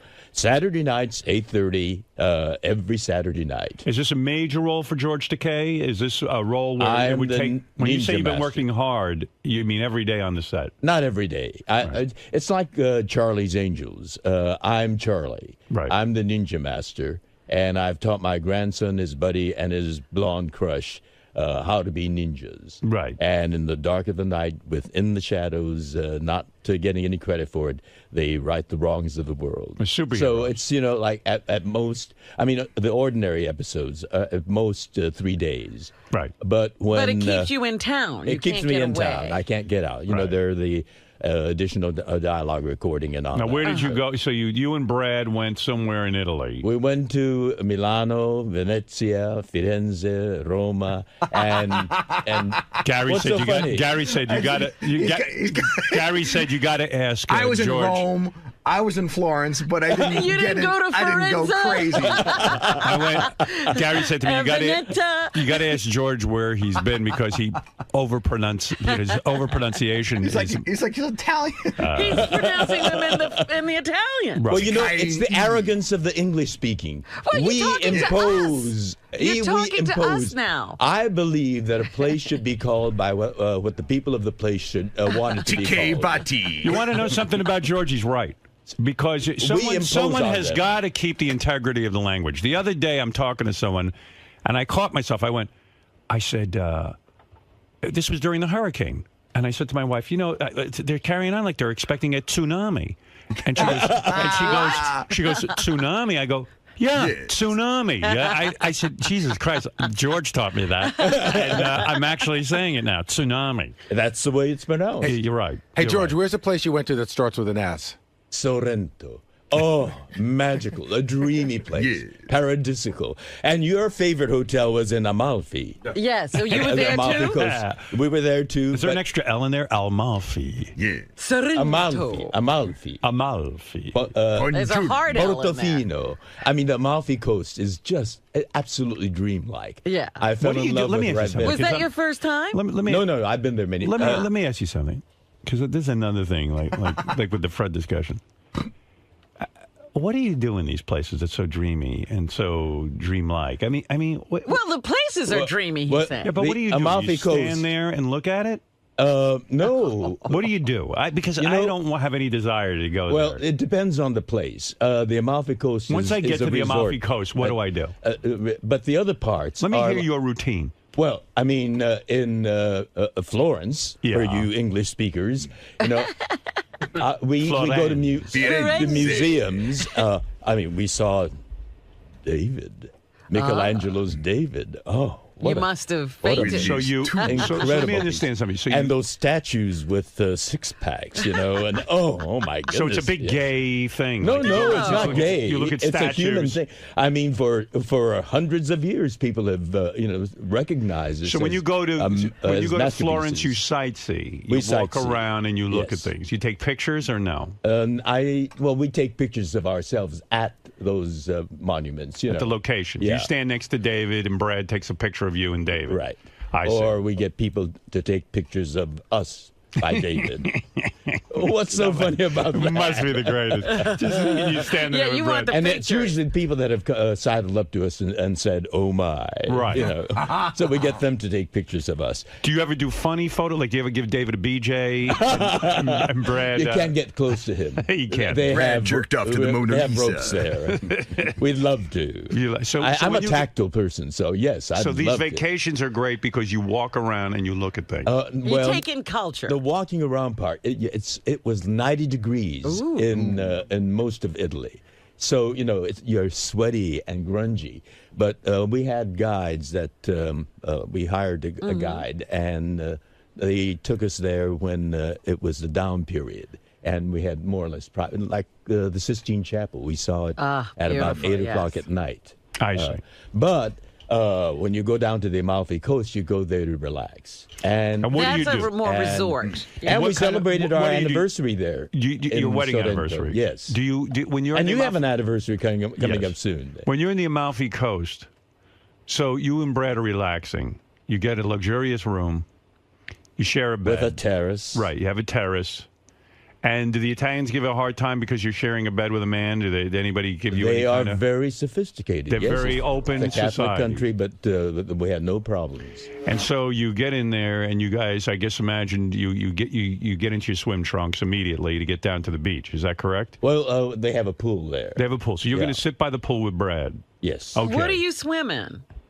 What do you mean? Our swimming trunks. What are your trunks? Are they Speedos? I picture you in a Speedo. I didn't. Yes, I do have a Speedo, but I did not take my Speedo. What did you wear? What did you wear? Did you wear boxing trunks, boxers? Boxer trunks. Boxer trunks. Yes. Like surf shorts. And what does Brad wear? Does he wear a Speedo? Brad likes to keep his T-shirt on. He keeps his T-shirt on because he's fat. Well, he doesn't like me to use that word. Right. But he's substantial, yes. Right. And what does he wear for trunks? And, he was so flattered. One of the Howard Stern fans asked, "Is that Brad?" And I said, "Yes, this is Brad. Meet Brad." Andrew or whatever his name was. And he says, "Oh, he's not as fat as you said he was." Now, your point is, Brad was very flattered. Brad used to be ripped like Michelangelo's David. He was. Yeah. He was. Yeah. And so you sit by the pool for how long? Hours? No, we just sip a Campari or we discovered. What do you do? You what? You sip a Campari. A Campari. Campari. Campari. Campari. Campri. You sip a Campari. You have alcohol. That's an alcohol? Yes, it's a liqueur. Yes, the liqueur. You sit by the pool. You get down to the and coast. We in the south of in and Campania, you get a buzz on. We discovered limoncello. Right in the Campania, you say? No, limoncello. In Campania. Oh, That's Campania a region. and Limoncello. Not in the cabana. Where are we? Campania. Oh, you illiterate Americans, you. The region of the Amalfi Coast is where they. That's called Campania. When you Campania. go to these places, do you research how to say the places because your pronunciation is dead on? Now, do you research that ahead of time? I don't speak Italian, but I try to get as close to it as possible. Brad has enormous difficulty with foreign languages. Right. Like in France, I taught him to at least say l'addition, s'il vous plaît. And when they bring it back to you and you look at it, you say merci. But when the way Brad pronounces it, it's really embarrassing. He gets it and he gets the bill and looks at it and says, mercy. So you're embarrassed by that because you are so couth and he is so uncouth. He's so unpolished. He's so American. So let me get back to the Amalfi Coast. Yes, Amalfi. Yeah, you get down to the pool, you guys hang out a little bit, you have a little of this Campari. I imagine you get a little buzz on, Campari, right? yes. It's Campari. Why are you calling it Campari? I don't know. I'm trying to talk like that. Campari. There are a lot of Italians that listen to you too. They'll take umbrage with your pronunciation. And you and Brad are there, and then we drink a little. You get buzzed. Oh yes, and then we get dressed and we. Whoa! One of the wonderful things about you go back to the room. Yes. And now you're buzzed. You're in Italy. It's the most romantic place in Amalfi. Yes. Does Brad, I know Brad fucks you once a week or blows you once a week. At least. Right. Mostly it's once a week. And you want a lot more. When you're on vacation and you're in Amalfi, does he start blowing you when you get back to the room? We may have a horizontal slow dance in bed. Right. So you did. A slow dance. So was it more romantic being away? No wrestling. Was it more relaxed on vacation? Oh, yes. Yeah. Oh, yes. So you got blown a couple of times during the 2-week period. And then we get dressed and we walk around. And the wonderful thing about these villages, of Campania is the charm. I mean, the cobbled street, the That's what I'm saying. alleyways. I mean, did he at least get a little romantic? I mean, yes. A little more, because you're in the same room. Absolutely. Yeah. You get back from the pool, you got the Campari. You're hanging around all day. You're lit. Rinse down on a shower. Exactly. Right. And then you walk in the room in your robe. We're in the land of Caesar. Blow me. Oh, yeah. We went to Pompeii, and I recited from Julius Caesar in the forum there. And there again. What did you do? There was another you got up on stage. Rainy, weedy, weaky. Did you do Mark Anthony's speech? No, I did Cassius's speech. Oh, really? Yes. Well, let me understand this because I'm not following along. You're telling me you went to a certain place where there was a theater, an outdoor Pompeii, theater. the ruins of Pompeii. And all of a sudden you were moved by this because you are an actor. You got up and started to do a scene for whoever was there? From Julius Caesar. Right. This was not a paid performance. No. It wasn't. There were just a scattering of people there. This was near the end of the day. Did other people notice? The people. Oh, they did. I got applause from up in the. Anybody try to have you put in a straitjacket? So you got up and you started. No, they asked for autographs. What did you begin that. to recite? Let me hear what you did. I know that virtue to be in you, Brutus, as well as I do know your outward favor. Well, honor is the subject of my story. I do not know what you and other men think of this life, but as for my single self, I had as lief not be as live to be in awe of I myself. So you were doing this, and Brad is sitting there watching you. Is he recording this? How long did that go on? No, he's rolling his eyes. How long did that go on? Just a few minutes. A few minutes, I see. No, Brad I didn't sat there and ate M&M's. So how many times did you guys have sex over the vacation, the 2-week period, would you say? I mean, a ballpark. Well, we made love almost every evening. Oh, wow. Oh, see? Wow. It may not have been sex. What does that mean? What was that? That was a tape of you two. You're mine. You're mine, each. You're my possession. So there wasn't a lot of sex, even on the. There was. There was. There was more than one a week. And did you say to him, "Hey, Brad, why can't we maintain this at home?"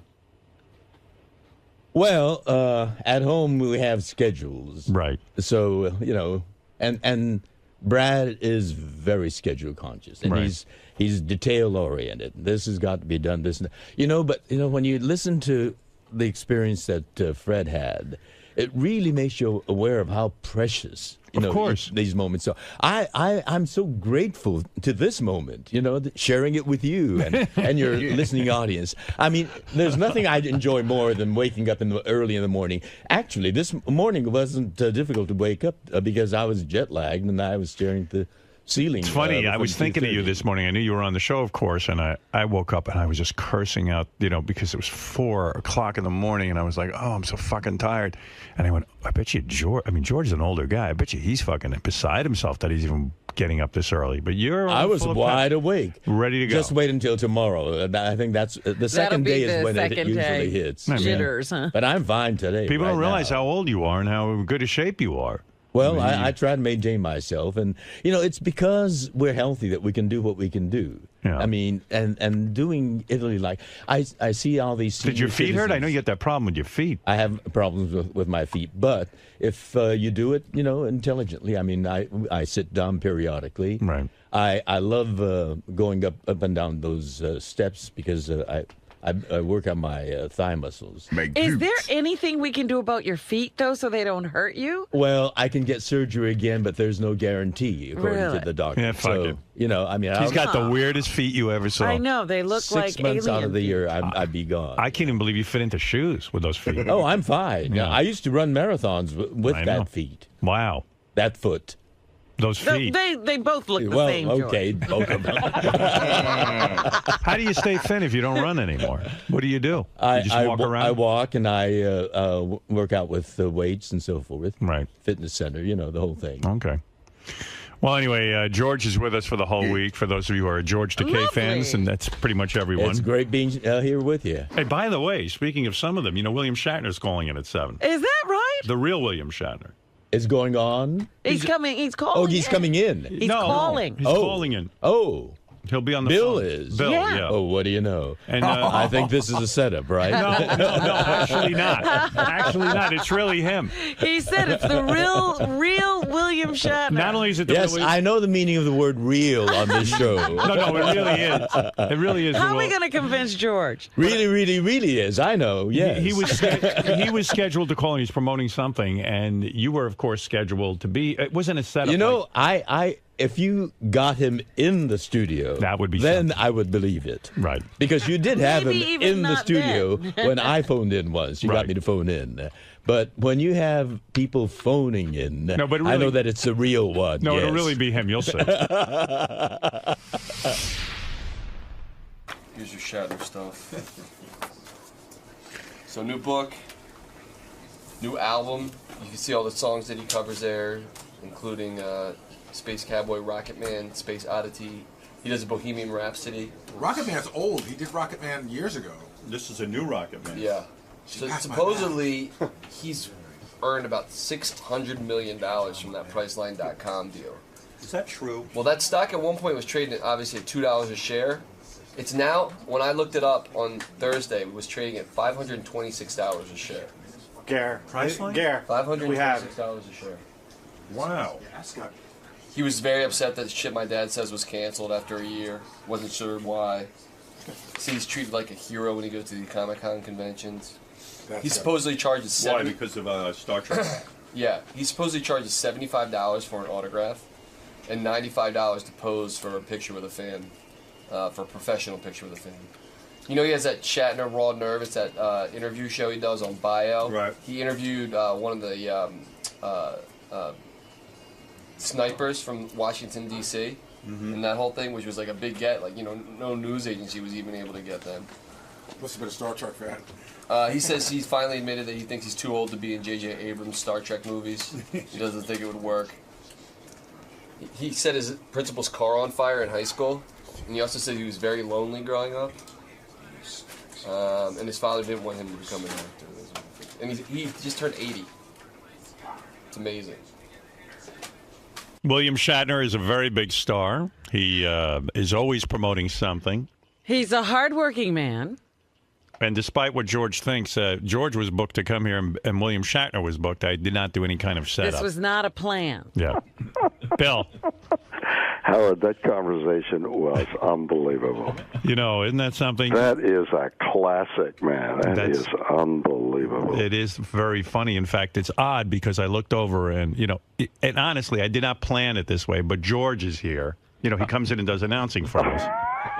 I didn't plan it, and he was laughing at that, and Well, you were he laughing. doesn't even think the real William Shatner will be calling in. George, I assure you it's the real William Shatner. I know. He sounds very real. Here we go again. Here we go again. Yeah. Well, you know, you're very good, Bill. I'll play along. no, no, it really is Bill. Yes, of course it is. It is. It's Bill. Hi, Bill. How are you? The cops are after me. Open the studio with you. I have to George, do you not believe that's William Shatner? What? No, it sounds very much like it. Yes. It is him. It is the real William Shatner. It's the real one. It yeah. is the real one. I love the real one. Bill, I'm sitting here, Mr. Shatner. I'm sitting here reading that you are promoting a brand new record album. Yes, I'm calling you. I mean, you and I are buddies. I haven't seen you in a long time. I know. And I would call you at any time, but not at 4 o'clock in the morning. Right, but what I'm saying is, why are you on? I'm looking at the different songs you recorded on the new album. Unbelievable. Why are you doing Rocket Man again? You've done that already. I know. Was it time to bring that up again? Exactly. What was wrong? So that, but that isn't the only song. My God, man, Ian Pace is on the record. It's called "Seeking Major Tom," and it drops October the 11th. And Bootsy Collins and Patrick Moraz. Hey, Brad Paisley, Sheryl Crow, and Lyle Lovett are on the record. There's never been a collection of musicians that have been on one record. Ernie Watts, Warren Haynes. But why did you record Rocket Man a second time? I mean, Richie Blackmore, Candace Knight. Are you kidding me? Is Rocket Man like the only song you know? Frampton, John Welton, Wayne Kramer, Carmen Appice. Come on, all these people. Carmen Appice. Appice, yes. What did he just say? Appice, but I'm not sure. Maybe he's right. Bill. Has Carmen ever told you how to pronounce his name? Bill, why? Has Carmen ever asked you to pronounce his name? No. No, me neither. So how do you know? I don't know. Bill. How do you pronounce Nick Valenci? Valenci? Yeah. How do you Edgar pronounce Crowe. sabotage? Dave Davey? That's why. What about sabotage? How do you say sabotage? Which do you say, honestly, Bill? Sabotage or sabotage? That's the way.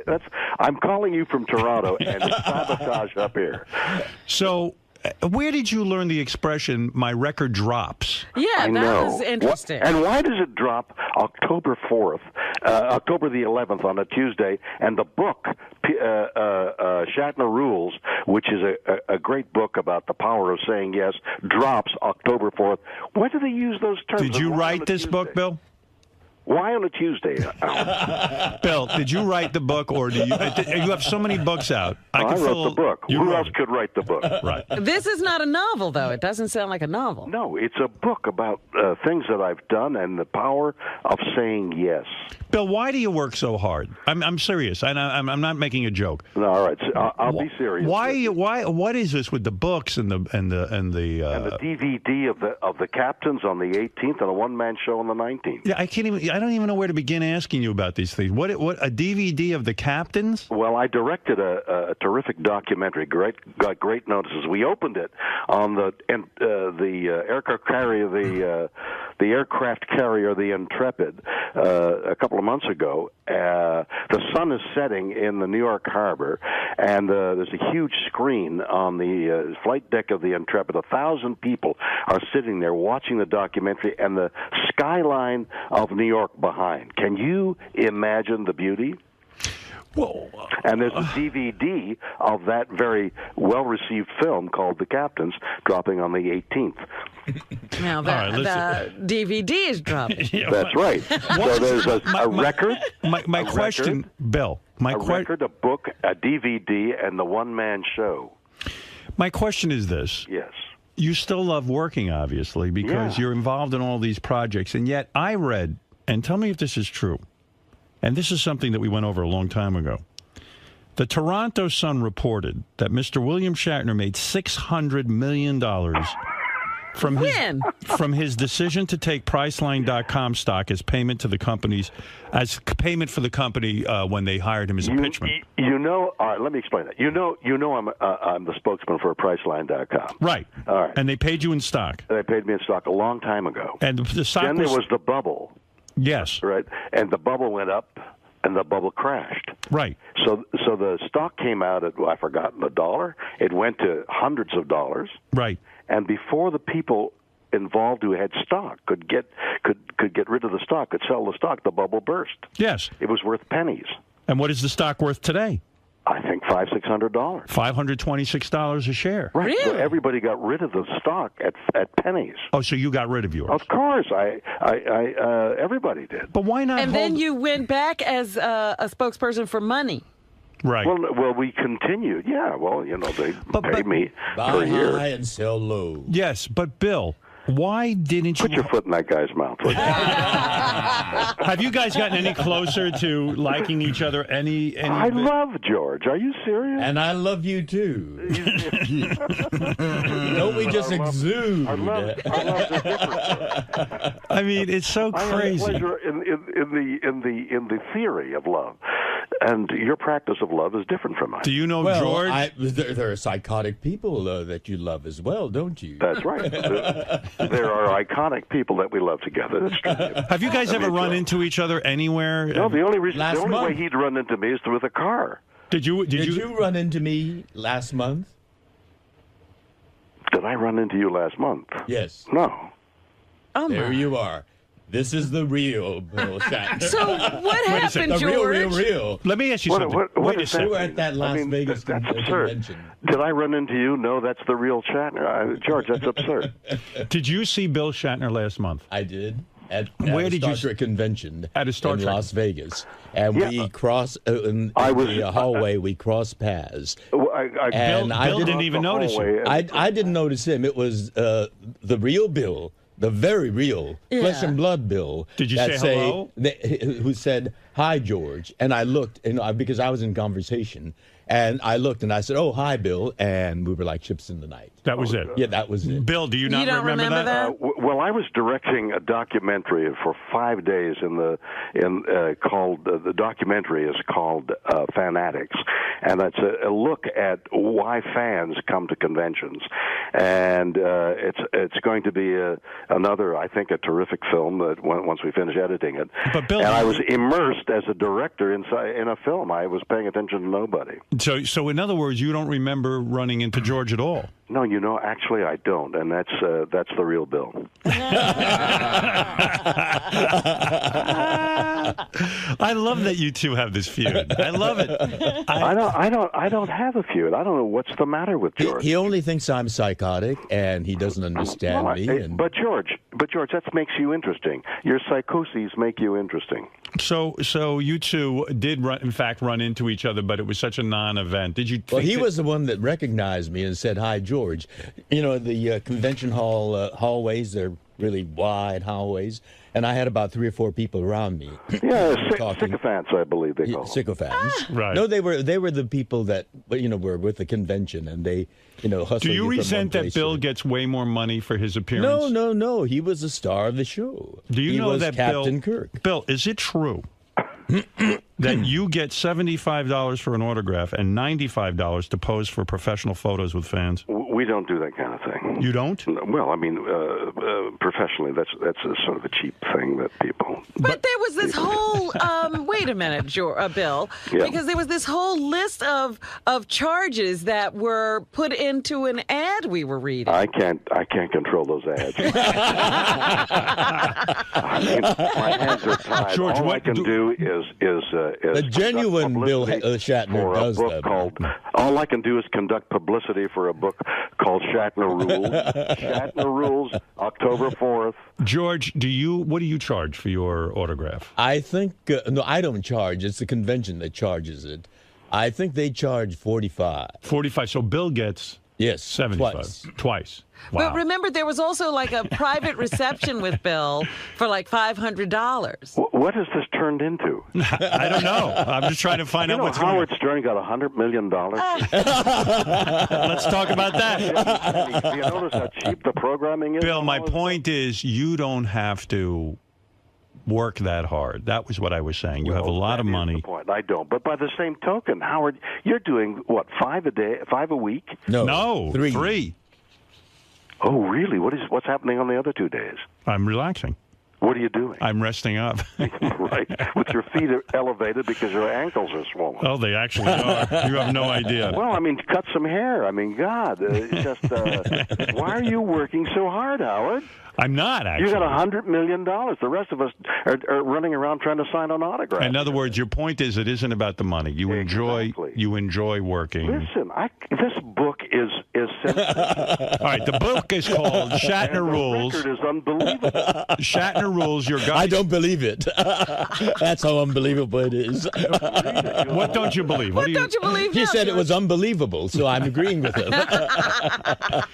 Bill Shatner's new book, Shatner Rules, your guide to understanding the Shatner verse, so to speak, and the world at large, is in stores October 4th. Bill, it drops. It drops. And that's exactly with a right. thud. And what drops, Howard, what drops October the 11th?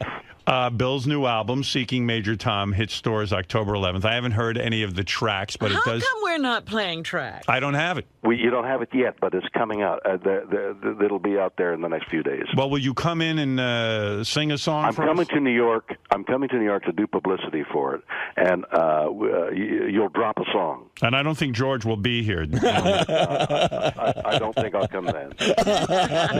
You want to be here when George is here. I got to be there when George is there. Right. Well, let me just tell you, I'll update you on George since you guys never talked. George just got back from the Amalfi Coast.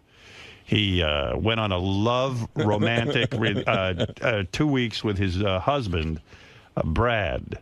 Oh, great. That's the gentleman he married without inviting me. Right. That's right. You did get an invitation, Brad.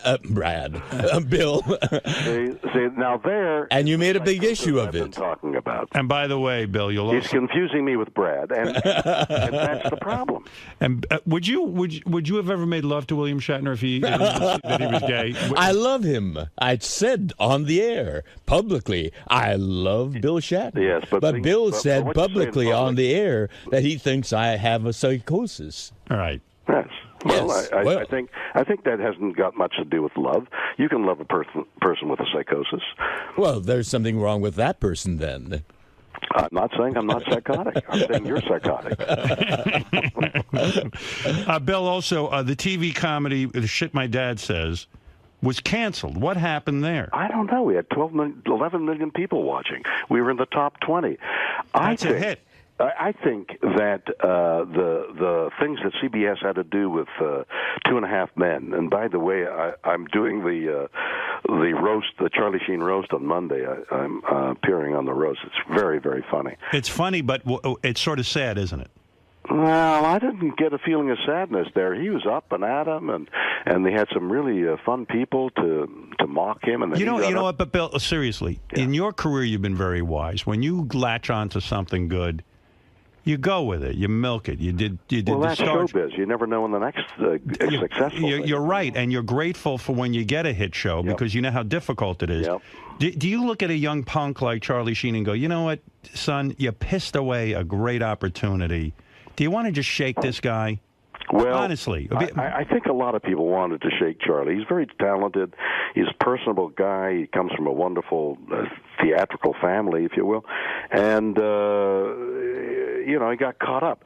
But there's a crazy intelligence there somewhere that even when he was on his tirades, he was having fun and he was coining phrases, and we still talk about it. And so he had an opportunity. He was there 8 years. I presume he saved some money. I mean, he was being paid so much. But when you see a guy like that spin out of control, you know that it's like, you know what, you should count your blessings sometimes and say, wow, I'm a lucky guy. And a lot of people in show business would give their left arm for a job like that. And the left thing that dangles between their legs. That's right. And so you sat there and you roasted him. Now, what do? They write jokes for you and you sit there and read them? That's a terrible way of putting it. First of all, you're standing. Right. Essentially, they write material, and you deliver it. I had Michael Tyson on my left and Steve-O on my right when I was sitting on the desk. I had more damn fun. And Mike Tyson a reasonable guy, or? Oh, we started discussing philosophy on the dais in front of 1,000 people. I would have liked to have heard that. Oh, that was an incredible conversation. I would love to have talked to him. We have a lot to catch up on because I haven't seen you in a while. Someone told me this in 2011, this year. You and your wife returned home from a trip, and someone had poisoned your dog. Or dogs. Somebody hadn't. It was the help that had put down poison for the snails, and we can't have poison on the ground. So the gardeners know that they got to do green stuff and take care of snails for the green. Somehow, this person had sprinkled snail poison to get rid of snails, and the dogs ate it. Yes, my dogs were poisoned, and happenstance was I was landing at the very moment they were being brought into an emergency hospital. I was landing in LAX. I rushed over there, and in a couple of days, with their intensive care, we saved both dogs. Oh, you did? That's wonderful. Someone told me you originally reported to the police that you suspected George Takei did it. I didn't think George would use poison. I think George would. I love you too much. Spill his seed all over my. Do you seriously? That's a very traumatic thing, actually. Oh my God! My dogs are my wife and I. Our dogs are our kids. I mean, it was horrible. And you know what else I learned about you? I didn't know you were very close with Sandra Bullock and Jesse James. Those are your good friends. I was at their wedding. How does that happen?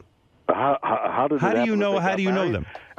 Is your question? No, how do you know? How do you have such a close relationship with Are them? you friends with Jesse or Sandra? Both of them are my closest bosom friends. I don't have any better friends than Jesse and Sandra. Is that true? No. Oh, but I did 2 movies with Sandra. Right. I see. So you were invited to the wedding. Yeah. I didn't know Jesse, and you talk about pissed opportunity, but you more than anyone knows what it's like to be can conceive what it's like to be in somebody else's motorcycle boots. You don't know what the dynamics are and what each personality is doing. I'm sure you said to yourself at the wedding, even these two don't belong together. If ever there was a mismatch. At first glance, no, it doesn't seem like it. But who knows what Sandra's thinking? This intense guy, bad boy. I mean, how attractive that must have been. She was deeply in love with him, as I'm sure he was with her, because she's a very lovable person. Bill, this new album you did, do you feel a connection to these songs, or does a producer come to you and say... No, you have to understand, Seeking Major Tom is my idea of what happened to Major Tom from Space Oddity. What happened to Major Tom when he stepped out of that capsule? And I believe he walked on the moon. I believe he thought about his wife through Rocket Man, and she became, she blinded me with science. He's a space cowboy. He goes to heaven. In the Sinatra song, he goes to hell with Iron Man. I mean, it's a monumental record. So it's that is going to knock you off your socks. What? It's a concept album. It's a concept album yes. with 20 songs that I think are stupendous. I'm just wondering if Bill picks these songs or some producer. I'm assuming. Whose idea was this? Whose idea was this? Mine. Really? Good, bad, or indifferent. If you laugh at it, it's my problem. If you love it the way I think you will, it's my advantage. Did you set fire to your principal's car in high school? That's the true story? Yes. Were you an angry man? Well, he strapped the hell out of me. That's the time when they had, and this is all in the book, which is Drop Socks Over Fourth. It's called... Where are you right now, by the way? Where are you right now? I'm in a hotel room in Toronto. With your wife? Yes, uh-huh. What is she wearing? She's wearing a silk negligee, and her long golden hair spills gently across her shoulders. Did you make love to your wife last night in Toronto? I never not make love to my wife one way or another. No, the reason I bring it up is George was saying earlier that him and Brad, That's bad English. I know. I'm sorry. I'm correcting myself. Brad and George make love only once a week on Sunday. Well, it's only blowjobs. What else? Well, there's anal. Have him describe. You and I went into the homo room and we began to talk. That's true. But seriously, that's good for your love life still? It's good for his prostate. No, I don't have any trouble with my prostate either. How often do you and your beautiful wife make love? So, I mean, it is uncountable. Sometimes as quickly as a rabbit might. You know what lions do on the veldt? No, is the lovemaking as much as it used to be, or more passionate and more loving and? I'm glad to hear that. And sweeter. That's what beautiful love is, Howard. These are things I need. I'm glad that you and George have that in your life. I really am. Well, I'm sorry that you don't. I do. Well, there you are. I didn't say I didn't. How many times do you make love to your wife? I make love to my wife as often as possible, but I masturbated last night. Well, wait a minute. That made what, once a month? I masturbated to babysitter porn last night. I'll be honest. Well, that's not good for your wife. You still masturbate, George? Yes. You do. How often? Just when I, get the... George, you're tongue-tied. Well, what about you, Bill? And that's Bill, because he made love to Brad. Bill, do you still masturbate? I can't find it. Bill's new book, Mr. William Shatner, I should say. The new book. Before I go into the plug, why did you burn down your principal? Your principal would strap you? Yeah, in those days, if you did something wrong, they'd ask you to hold out your hand, and they'd lay into you with a rubber strap. So my little group of people were so antagonized, we wanted revenge. And the police never arrested you for this? They didn't know I did it. Wow. Isn't that something? So you're turning yourself in. It's because the statute of limitations has run out. The police are all dead of old age. And the principal, when you burned down his car, was it the satisfaction that you really were after? He was raised to sainthood somewhere along the line. No, but seriously, did you get satisfaction from it? I think we lit a little fire and it didn't catch, and we just ran away. So. All right, I was saying you're some badass. That's beautiful. Yeah. Listen, Bill, let me just say this. William Shatner's new book, Shatner Rules, Your Guide to Understanding the Shatnerverse and the World at Large, is in stores October 4th. The power of saying yes. Now, what do you mean by that? Yeah. What do you say yes to? Look, here's a perfect opportunity. Years ago, uncountable years ago, somebody said, be on the Howard Stern show. And I was warned not to go. I mean, it's terrible. He'll rip you apart. When I said yes. And in that time, Robin, you were there. Yes. Over the years, 20 years. It's been a lot more. It's been a long, long time you and I have known each other. What would have happened if I had said no? All this, and this morning would have not have happened. In other words, sometimes being open-minded and saying yes to a new opportunity can lead to something. Exactly, and even if it doesn't, to leave yourself open to life is positive. To say no and enclose yourself in, and that's the tendency as you get older, is the wrong idea. And my book, in a humorous and insightful way, tries to say that. So this is a philosophy book. In other words, your take on life, what you've learned in your years. But it's also a funny book. Yeah, and yet, with all of this philosophy, you and George can't get together. And somehow you can't say yes to an apology. Right. What are you talking about? You got an invitation, and you made up a story just because you had your talk show coming, and you went up and down the media saying that I didn't send you an invitation, which is a blatant falsehood.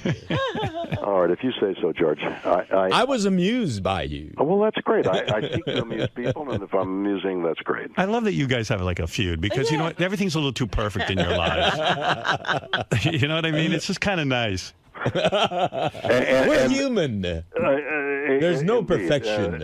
And I think George will like both the record and the book. And if he comes, will you read the book, George? Well, Brad might drop it on me. On your head while you're there. Bill might drop it on you.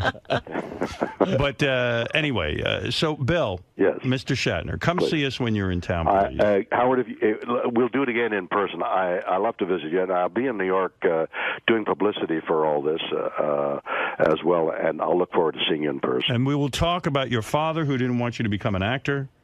We will talk about your lonely days in high school. We'll talk about how you were bullied and how lonely you were. Now, if George knew all these things, he might have some compassion. Well, George can learn about sympathy for him. in Shatner rules. And I'm interested in your philosophy. Well, let's talk about it. All right, very good. All right. Thanks for calling. George, hello, and pleasure to talk to you. The two of you guys, I can't wait to see you in early October. And I can't think wait. You are genuine. Yes, you are the real, genuine Bill.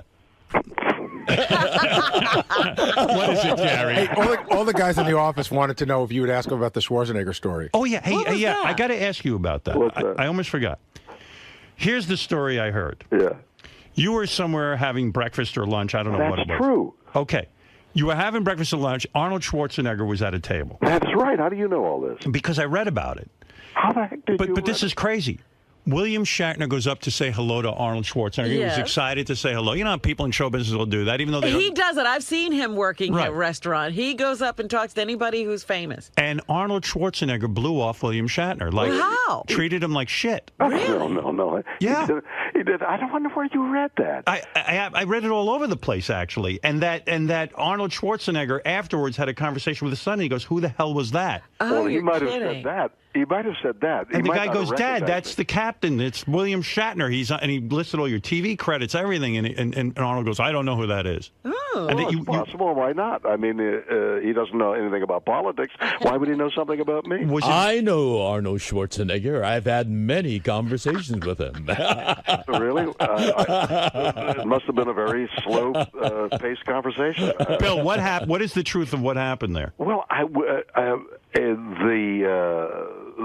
the area was an area I used to take my girls, my own children, these many years ago. Well, it turns out that my grandchildren and my kids and Elizabeth and I all went to the same place the other week. It was a magical place where I took my kids. I'm taking my grandkids, and we're sitting around eating and. Over at the next table is Arnold and his family. They're doing the same thing. It's like a family place. Right. So after my kids left, they went their way. Lizzie and I were going home. I dropped over to the table and said, "Hello." Yeah, Bill Shatner. Yeah, and he kind of vaguely, I thought he might not have recognized me. It didn't blow me off. He shook my head, hello, and then I went my way. But for you to know that story is like, I'm trying to figure out how many of his kids were at the table? Arnold's? Yeah. Well, he had his son there, and they were separated by about a yard. I mean, you're sitting beside your son, and you're separated by a yard. I thought that was strange. Yeah. And as I was leaving, 3 or 4 very muscular guys carrying food were on their way back to that table. I sort of looked behind me as they joined him, and that was all that took place. Now, how the heck do you know that? Because it was in the newspaper, and but who could have reported that? Everything. Gary, where do we read that? It was crazy. And then what it said in the paper, what the point of the story was that Arnold, I guess they had Arnold's conversation with his son afterwards. I guess someone overheard it. No, we got it from a kid that was sitting at the next table, blogged the whole thing. Oh, right. Sitting at the next table? Some kid witnessed the whole thing and blogged it. Oh, for God's sakes. And he blogged the conversation afterwards, and it was terribly awkward, they said, where Arnold was like, I don't know. No, it wasn't. It was a guy's, I thought, there's Arnold Schwarzenegger. I've met him on 1 or 2 occasions, as many as I've met George, I think, and I went over just to say hello. Can I tell you something? That didn't penetrate. But it seems like it was sort of weird because I never ever go over to somebody's table. The one time I did, I was with my wife. We're at a restaurant, and who's sitting there? Heath Ledger at the time with his wife. And so I was a big fan of his performance in Batman, where he played the Joker, you remember, and I thought he was great in Brokeback Mountain. Yeah, he was. And, my wife's there, and I wanted to be a big shot. I wanted to, she goes, "Oh, don't you know him?" I go, "Play that game." I don't know him, but I know Michelle Williams. She was on my show, and I could go over and say hello, but I don't do that kind of thing. She goes, "Oh, it'd be great just to tell him what we thought of, Brokeback Mountain." I go, "What the fuck? Let me go do this." Well, I walk over. This guy shoots me a look like I'm interrupting his dinner. I felt like the biggest jack-off on the planet. And I was like, oh, my God, this guy gave me the blow-off in front of my then-girlfriend. And I'm like, I must look like such a tool. Well, no, I was embarrassed. Well, yes, but that's a good experience for you because it happens so rarely. No, I would never do it again. Well, the thing that is appalling to me is this took place in 5 seconds. Hello, Mr. Schwarzenegger, how are you? Oh, and he sticks out a hand, and I thought, well, he's overwhelmed with sorrow anyway, right. and dulled by the events, and I just went on my way. I think I was alone because the kids had gone off. Liz had gone to buy ice cream for them, and I was going to get the car. I was alone. So it didn't affect you in an emotional way, like where you said, "Oh my God!" No, but in the privacy of the car, when my wife came to the car as we were leaving, I said to her in the privacy of the car, "This is what happened," and exactly what you've just described. I explained to her. That's the only verbal explanation of what happened, and for you to tell me that this whole event it was on the blog, right? Is like, I mean, I don't want to get out of this hotel room. I know people are watching everything, but you know what? It's really true though. I find those kinds of things embarrassing because I think because you're in show business, you expect that someone is going to give you a certain conversation. And then when they don't, you feel like a dick. Well, I think that you usually get a pretty decent reception when you walk up to people, right, Bill? Why are you conditioning a pretty decent? Why not say warm, an enthusiastic and warm reception? Listen, I don't go. I got to tell you something. I don't go up to anybody. I have been at parties. I remember the first time I was at a party in Hollywood, and Rod Stewart was sitting there with his then wife, the blonde, Rachel Hunter. And they said, and he's maybe 5 feet away from, I don't know, 20 feet away from me, something like that. Someone walks up and goes, Rod Stewart would like to meet with you. Why don't you come over here? I go, well, I'm not going anywhere. Let him get off his fat ass. That's a new one. I said, tell him to come over here and meet with me. I mean, and then one time that happened, I think, with Britney Spears. I was talking to someone. I was at a Grammy party. Miss Britney Spears would like to meet you. I said, well, tell her to come on over. That's what is hysterical. Have you ever seen that? No, I've never heard. That's a new one. So that's why I stay to myself. I'm not looking to bother anyone. The one time I did it was a disaster. Well, I've seen Bill, as I said, in a restaurant, and he walked right up to Tom Selleck and said, hey, I'm William Shatner. And they had a lovely conversation. Really? Tom and I, but I know Tom for some years. Well, I just witnessed you going up and saying hello. So with the philosophy of your book. I would have gone up and said hello. But Bill, with the philosophy of your book, so you're saying that's saying yes to say you had a thought. But that's exactly right. That's exactly right. If, for example, this very incident could have been a small chapter in rather than saying I'm not going up there, I'm not going to visit him, I'm retreating. What the hell? What difference does it make whether he recognized me or not? I don't give a shit. You know. Yes, but don't you think saying yes in certain instances you could be a nudge? In other words, like sometimes your fans. Going to be a nudge. Sometimes you're going to be an idiot. You're going to make an ass of yourself. So are you encouraging your fans to just walk up to you when you're eating dinner? No. I'm not Should they say yes to meeting you? Stay away. I'll be very rude. But what I am encouraging people to do is to say yes to opportunity. Right. And I got an honorary degree from McGill recently, and part of the speech, the last few lines, were I was encouraging the students to take their own path and not to be afraid of making asses of themselves. I said, don't be afraid of making an ass of yourself. I do it all the time, and look what I got. Yeah, but don't you know that advice can sometimes go haywire in the wrong hands? Because some people have no ability to know when they should not say yes. Of course, and that's the chance you take, and that's what's going to happen. But like walking and falling, you got to get up and keep going. William Shatner's new book is Shatner Rules, Your Guide to Understanding the Shatnerverse and the World at Large. It's in stores October 4th, or drops, as Bill says. And Bill's new album, Seeking Major Tom, hits stores October 11th. Thanks, Bill. Thank you, man. The great Bill Shatner. George, thanks for talking to me. You take care. Live long and prosper. Bye, Bill. Get enthusiastic, Robin. I will. All right. Bye-bye, everybody. Well, there's your boyfriend, Bill Shatner. He's living long. Yep. And prospering. You know what I wanted to ask him? You know, Leonard announced that this last convention was his last one. Right. Well, Bill ain't giving that up. Not $95 an autograph. No. He was embarrassed, I think, by that. Right, George? He never fessed up to it. No. Never did. No. Well, he does it, and I can vouch for that. I might even blog about that. Is it true that he charges $500 for a personal experience with him? You know, these convention organizers know the really fanatical, devout fans with some money. And so they charge not only for these private sessions with Bill Shatner, but backstage passes where, you know, they just mill around backstage and they pay like $200 or $300. Oh, yeah. If I want a personal experience with you, what do they charge? If you want to have a personal experience with me? Yeah. Oh, thousands. No, seriously. No, seriously. But well, you're having one right now. It's fabulous, I can't tell you. Well, look, it's no, fantastic. that is the genuine one. I believe. This was the real one. Yeah, but that was William Shatner. Don't think you're going to pull my leg again with Never. Mother.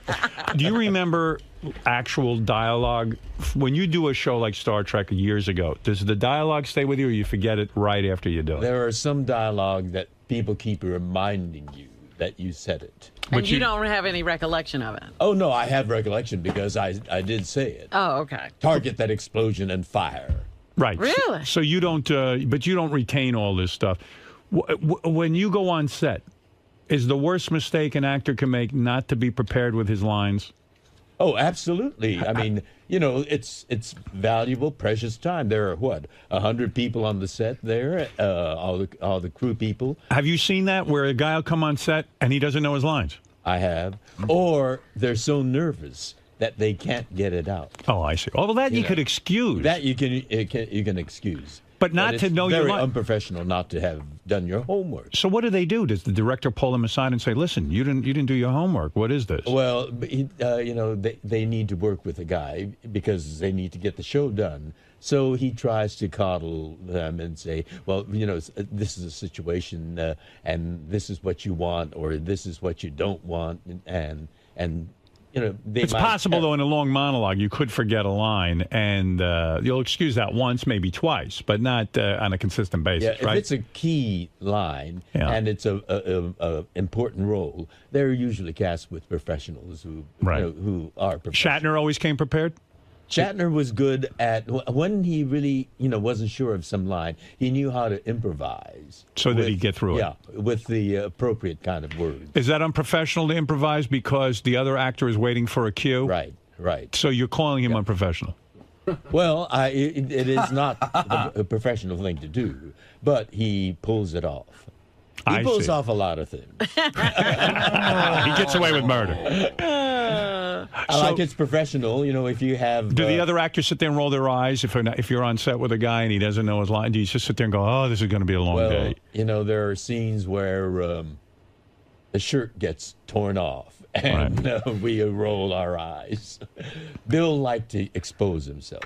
Oh, really? Because he was in good shape and he'd show his chest. He was in better shape. He knew the sex symbol thing was working for him. Yeah. So if he tore off his shirt, that meant they had to go get him another shirt, and that would drag out the day. Yeah. Oh, my God. And the eyes would roll. because you see... because it wasn't written in the script for him to rip off his shirt. And so... Well, I think he got them to write it in. I see. And so we knew that. And so we would, you know. Would he do things like, you know, I think I'll rip off my shirt here? Yeah, was it unscripted sometimes? Was it sometimes unscripted and he would just rip off his shirt? Did you see that show with, that was a spoof on Star Trek? Yeah. What was that? What was it the called? movie? Galaxy Quest? Galaxy Quest. Yeah. Great, yes. There's a scene where Tim, what's his name? Tim Allen. Tim Allen gets his shirt torn off, and Sigourney Weaver rolls her eyes. We recognize that. Oh, really? It was a documentary for us. It was not I didn't know Bill used to rip his shirt off, though. You weren't watching Star Trek. No, I watched it all the time. I just didn't know that he would do it even unexpectedly, like, you know, and just cause... No, I think he talked to the powers that be I'll rip my shirt off you. Yeah. He wasn't that built that he should be ripping his shirt off. He wasn't. No. He was rather fleshy. I remember the episode where he was fighing that reptile thing. Tyrannosaurus Rex. And he had his shirt off almost the entire episode. And did he look great to you? No. No. But that was the fun part of it. To let us watch his flesh shiver. I remember in one episode you had your shirt off, though, but you were ripped. Well, I worked out. Yeah, you were doing the sword fighting thing. The fencing foil. Fencing, yeah. Good for you. Only one episode where I got to take my shirt off. Right. All oiled. You were oiled down, too, if I remember correctly. No, that was genuine perspiration. Perspiration. Because I was, rehearsing in between. Right. Wow. But that was... Bill should do that in every role, even today. Like, just take your shirt off. Keep taking your shirt off. Yeah, right. I'd watch that. Maybe that's why the show got canceled. He was suggesting that he take his shirt off. Meanwhile, I was doing the math. Bill's got to be about 80 years old now. He is 80. Wow. Exactly 80. He's in pretty good shape for an 80-year-old guy. Well, yeah, and pretty energetic. Yeah. I've seen Yes, he is. Leonard Nimoy is the same age. Is that right? Announced that he's retiring. He's retiring. Yeah, but Leonard seems 80. You know what I mean? He looks tired. Bill looks good. But Leonard's got those big fake teeth. He's got like white, like he should age his teeth a little bit, right? Yeah. They're too white. He used to smoke a lot. I see. And I guess it didn't look too good. Right. Because he's got like the teeth of a 20-year-old. And he's, he's 80 years old. Well, there was a point where he looked like he had Soviet dentistry. Oh, God.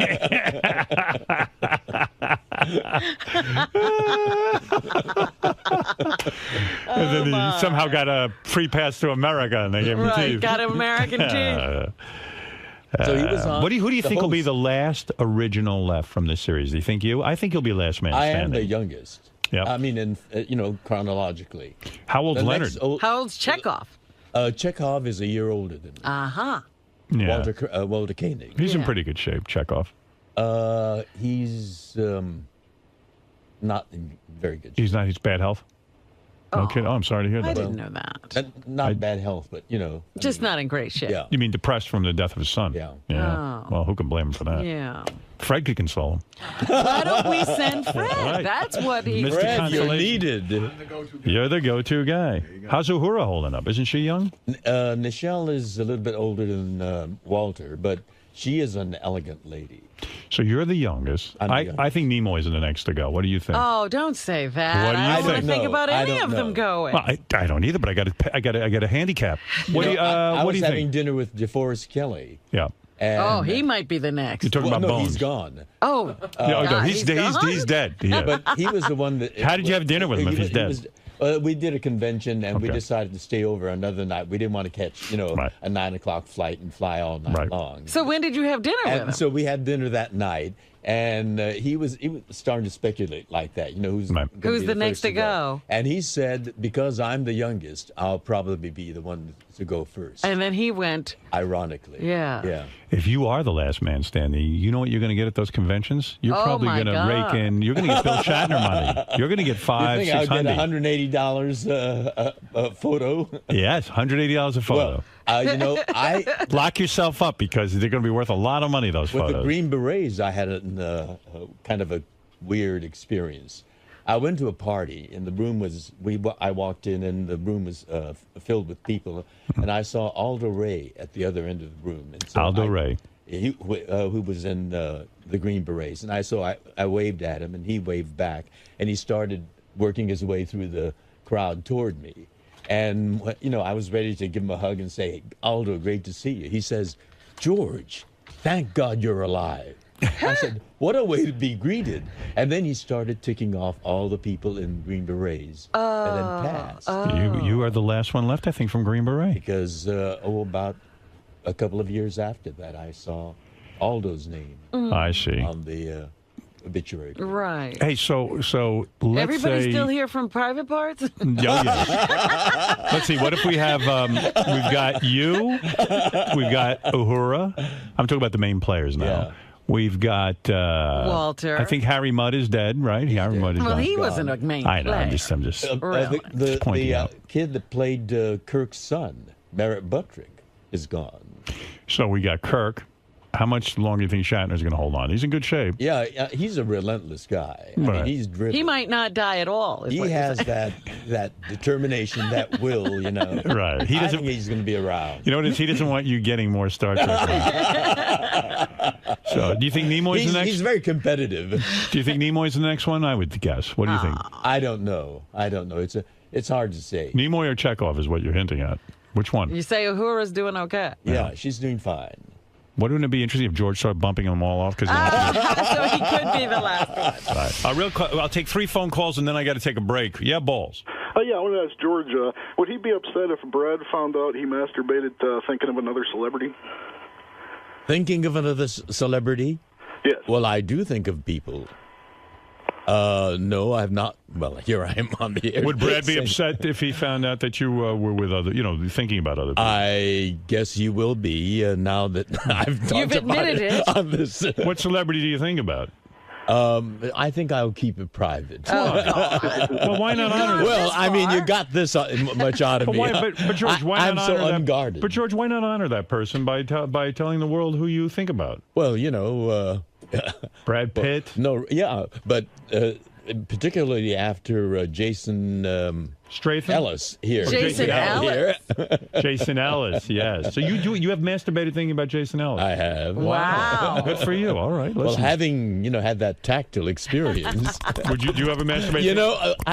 You can ruin a person's life, can't you? Do you ever masturbate? I have to go home after this. Do you ever think about Tony Bennett? Yes, I do, but not when I'm masturbating. I just, I love his music. I love his voice. Yes, Gary. Have you ever done it to anybody on the show? What? Have you ever masturbated to anybody on the show, like Howard or Fred or Benji or Artie or me or Will? My wife. Oh, he's laughing. Oh, wow. Well, Let's who was hear it? this. Well, no. You think I'll fess that up here? You have. You're turning red, George. Come on. What about? No, it's the son, the Italian son. Did you ever beat off to Will? That's a yes. You did? I haven't said a thing. No, seriously, have you beaten off to Will? Well, he's got a new son, I hear. Right. Congratulations to him. But did you ever beat off to his image? I know a lot of guys. And incidentally, the Italian son is very warming. It's a very hot. Very good. All right. What about Jared? I bet you. Do you know Jared? The sun just got redder on his face. He's on the sun. George, is there anyone you don't masturbate to? All right. Let me take a break. We'll talk to Tony Bennett. Thank you. Right Thank after you. these words. Interesting revelation on the show today. What's that? Well, it didn't fully come out, but it was implied that George has fantasized about you. Masturbated, yes. Stroked himself. I didn't know where that to me. I imagine this is an honor and not something to be disgusted about. A little bit of both, I would say. Well, I could see if one of us said it to you. What? One of your peers, if one of us admitted that to you, I could see you being disgusted. But George is a celebrity, a legend. It's like, Fred's brother-in-law. I guess. A man who appreciates handsome men. So how could you not take this as a compliment? It's still creepy thinking about him rubbing himself, fantasizing about sticking his dick in my ass. During one of the face fucking me, whatever he was doing in his dream. That's what I was going to get to, because you mentioned the Howard earlier. I wonder what's going on in these fantasies. What am I doing? You've had some time to think about that. What do you think your role is in these fantasies? What do you see yourself doing, wearing? Well, I see, George has stayed back, and the show has ended. George has stayed back in the studio to, gather his things. I come into the studio to help organize my notes and get everything ready, prepped for the next day.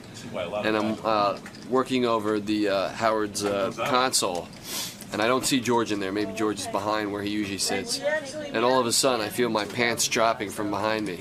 And then he takes me from behind.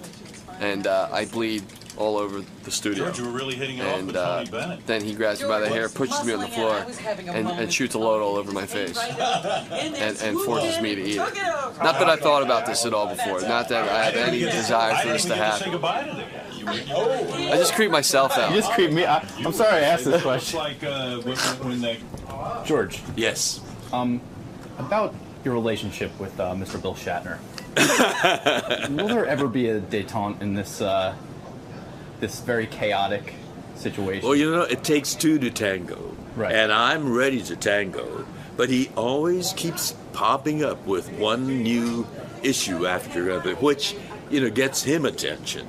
I mean, we sent him an invitation to our wedding, you know, but he had a need to have some kind of issue to attract the media's attention. So he claims that he never got an invitation, and he rants and raves and calls me all sorts of names about it, you know. And so I said, you know, when the press came to me, we did send him an invitation, and his ranting and raving is just amusing to us.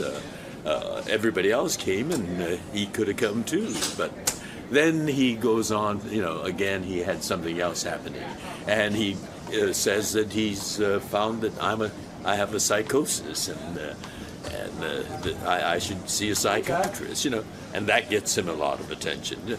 I am a professional. I can work with everybody. I've worked with a lot of divas, male and female. So you keep extending that olive branch, and he keeps slapping you in the face. Well, you know, if he extends an olive branch, I will certainly accept it.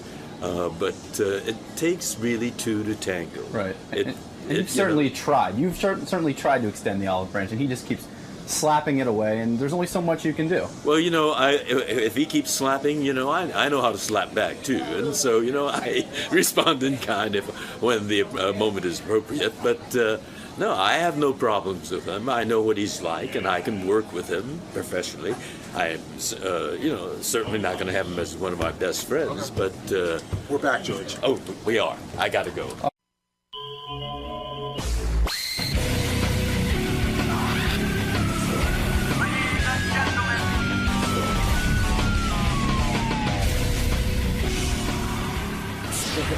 Yo, what's up, Jonah? What's up, man? How are you, man? Oh, man, I'm so excited to be here. You're a big fan.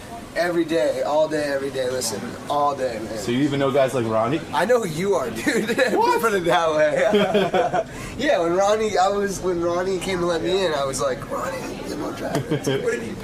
Yeah, I mean, this is. Am I going in here? Yeah. Oh, yeah. I mean, this is crazy. This is the absolute pinnacle of my career. I can't believe I'm here right now. Really? Yeah. I mean, the only thing I asked for, like in my movie contract, is like as far as like just a personal thing, is a car that has Sirius XM, so in between takes I can listen to Howard. That's awesome. And I have it on set, so I literally run.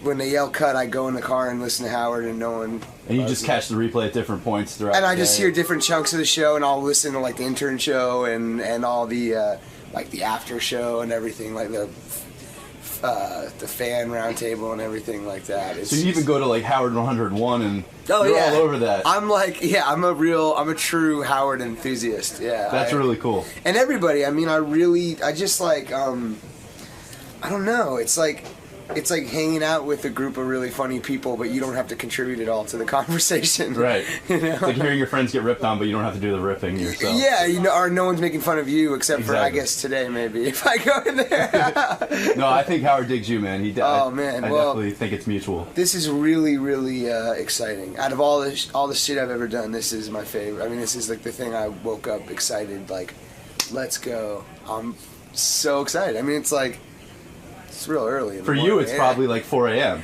So. Yeah, I'm from LA. Yeah, right. So it's early, but we've actually been traveling around the country and stuff. But yeah, dude, this is crazy. This is so bananas. Like, I can't believe I'm here. Well, we're psyched to have you too, man. Yeah.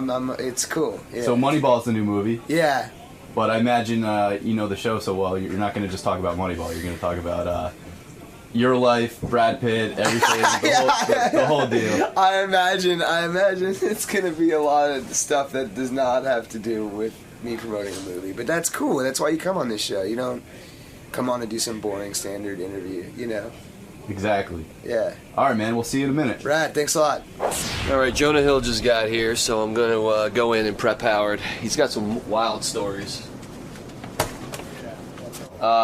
Dustin Hoffman's the one that discovered him. He used to do these poetry readings, like kind of tooling on poetry readings at this bar in the village, and Dustin Hoffman saw him and put him in a movie. I think he was friends with Dustin Hoffman's kid. Kids, right. Mm-hmm. He's passed on some great movies. I know when Seth Rogen was here, he said he passed on a role in Transformers. Mm-hmm. He helped write Bruno. His father was the tour accountant and business manager of Guns N' Roses, and his brother manages Maroon 5 now. He doesn't like Perez Hilton because he makes fun of him. Okay. That's it. Real quick, let's hear from John Lieberman, and then we'll talk to Jonah Hill, who's in a new movie with Brad Pitt. Let's go to John Pitt's Lieberman. not coming? No, Brad Pitt wasn't available. Jonah is, though. Don't tell me you're disappointed. Well, John Lieberman was hyped. Jonah's coming in, not John Jonah's Lieberman. in. All right, no John Lieberman. All right, Yeah, come on I'm in, Jonah. thrown. I called. That's all right, Gary. You're right on top of things as usual. Hey, man, look at the new you. Yeah, look at you. Where are you? Look at you, man. Hi there. Hey, Robin, what's up? George Takei's here today. This is a Takei. friend. What's up, It's Takei? I'm sorry. Takei. Yeah. Hello. Hello. Hello. Oh man, Yeah. this is really good. You got me my really worst. great. I got a neck pain. I can hardly move my head. Would you like a massage? Yeah, of can you some- fix it? I mean, do you know anything about that? I went to massage therapy school for Did quite you? a. No, I did not. It's a good story, though. It would have been. I would have been able to help you. So, this is weird. I was reading notes on you, and I think you've had a pretty spectacular career so far. How old are you now? 27. 27, and you got discovered by Dustin Hoffman? Yes, that is correct. That's pretty amazing. Like, you went to a poetry reading, which you'd think would be pretty lame and no one would discover you, but you went up... You do poetry. Well, it's a little more complex. I do not do poetry, no. Well, you're a writer. I'm a writer, yeah. I came up as a writer, and I started learning how to be an actor because I was, like, very bad at talking to actors. Right. And so they said, you should take an acting class to learn how to speak to actors. Right. So, and that's where I loved act. I fell in love with acting through taking that class to become a better writer and actor. And it's not as simple as, like, I walked in the bar and Dustin Hoffman was there, like, having a glass of brandy and was like, you kid, get out to L.A. Well, Like, Dustin Hoffman was there because Dustin Hoffman's kids... I'm friends with his kids. Right. Yeah. And so he saw you performing poetry at the Poetry Read. Well, they saw that, and that's how they thought I was really funny. But what I did for him was actually way funnier. Was I used to make these prank phone calls. Yeah. And he used to have me make these prank phone calls for him and call, like, Oh, other really? famous people and stuff like that. Like, who did you call? We called this one guy who owned all these hotels, like some super rich dude, and I pretended to be another guy who owned hotels and started talking shit to him. And he loved it. He thought it was so funny, so I made him this CD. Where would you do this? Would you do this at Dustin's apartment? They make the funny phone calls, or would you do them? Yeah, their house. Their family's, like, phenomenal. So you would go over to Dustin's house. He'd say, "Hey, Jonah, I love your phony phone calls." You go, call this person, And he'd sit there. I'd go in the other room. They'd all Right. be in speaker in another room, and I'd be by myself. And prank phone calls, everyone jokes around. You guys, I've heard. We love them. But to me, it's the best improvisational exercise you could ever have. It's the most you could ever be in character. It sounds silly, Right. but you really are playing a character, and you really are thinking on your toes more than you ever would in a scene. Right. It's just amazing to me that Dustin Hoffman had a list of people he wanted you to do this to. And would they be vicious? Is Dustin bored? Would they be vicious I'll phone tell you calls? a really funny story, All man. right. And this is funny because now I'm friends with Tobey Maguire. Right. Tobey Maguire, Spider-Man. Spider-Man, yeah. Right. He's a really cool guy. But I obviously didn't know him when I was, like, Right. starting out, and he was this big famous guy. So my biggest prank phone call I used to do that he used to... Dustin loved, everyone, all my friends really loved was, and this was before Crank Yankers, so Right. I think they did something similar. Not that they ripped off some 17-year-old kid that they Right. never met. Just but a coincidence. It was just a coincidence. Right. But the idea was you call and pretend to be a celebrity's assistant. Right. Okay? And to me, this is the funniest fucking thing you could ever do because people are nuts, and all they want to do is please celebrities. They don't care about Absolutely. anything in the entire world. So during Oscar season is when all the celebrities rush to L.A. and all the hotels are booked up. So I called this, like, really small hotel that would never have a celebrity, like a Roach Motel in Santa Monica. And I tell them Tobey Maguire's assistant. I'm 17 years old, and I recorded it. I have the recording and everything. Right. And so I'm You had like, the gift of gab, and also you had the ability to speak like an adult, right? Because that's how you have to pull these things off. Yeah, you Right. get to sound like you know what you're talking about, and Right. that was originally how I knew I wanted to be a writer because, like, people were like, man, that's funny. You can call the Domino's guy and keep him on the phone for 45 minutes. And make like, it interesting. And make a character, you know? Right. So I call him, pretend to be Toby's assistant. And I go, hey, I'm an assistant to a pretty big celebrity, and it's Oscar season. Everywhere's booked. We can't get anywhere. Toby would love to. He's chosen your hotel. Right. And the guy, it's also like midnight on like a Tuesday. And the guy behind the counter is like, that's crazy. Okay, yes, that sounds great. And I'm like, whoa, slow down. Toby has some requests, okay? Right. And he's like, well, like what? And I'm like, first of all, he needs like a pretty large-sized aquatic tank assembled within the room. And the guy's like, okay. And he's like, why? And basically, kept on for 50 minutes and basically explained that Toby travels around with a baby seal everywhere. And the guy's like, and I'm like, what about the irrigation tubes? Like, how can we empty out the valves and everything? And the guy's like, I mean, we've never had a seal here before, but whatever Toby wants. And then it evolved, and me being dumb and 17 evolved to like, Toby likes to take jogs at like really late at night with like a pack of young children following him, like the Pied Piper, and so the guy's like, sure, whatever you want. And the funny part is, a guy I know at that time played it for Toby, and he was like, what the fuck? And now we're friends, so it's all good. But so Toby was pissed because now it's his name out there with you going around doing this shit, right? Somebody thinks he likes to run with children. Some idiot 17-year-old. Yeah, but now he's Dustin would hear these, so you would be doing these in his home, and Dustin would sit there and be entertained by you for hours. I mean, and it's the great Dustin Hoffman, so you yeah, probably... but I don't want to sound opportunistic. That's kind of my fear is like when you tell the story, it's like I truly am like great friends with his kids. I was with one of them last night. I grew up with them, so it's like it wasn't opportunistic in any way. I was just hanging out with them, and the parents are great, and they were around, so they were like, and you probably do this funny thing, like make us laugh. Like I used to make phony phone calls, and my father, if he caught us, he would just beat the shit out of me. Like he was not going to be entertained. I got in quite a bit of trouble. Yeah, it wasn't like because I can't imagine. Like Dustin Hoffman was so cool. He was like, hey, yeah, I want to hear you guys making funny phone calls. You know, I used to make phony phone calls for a living, doing them on the radio, and then when I caught my kids making phony phone calls, I didn't know whether to yell at them or praise them. It's pretty hard to ground them. Yeah, it was crazy. I think one time they like called Dial a Mattress and go, that's my sponsor. You can't do what that. If they found out Howard Stern's children? So like I'm yelling at them for something I do on the radio.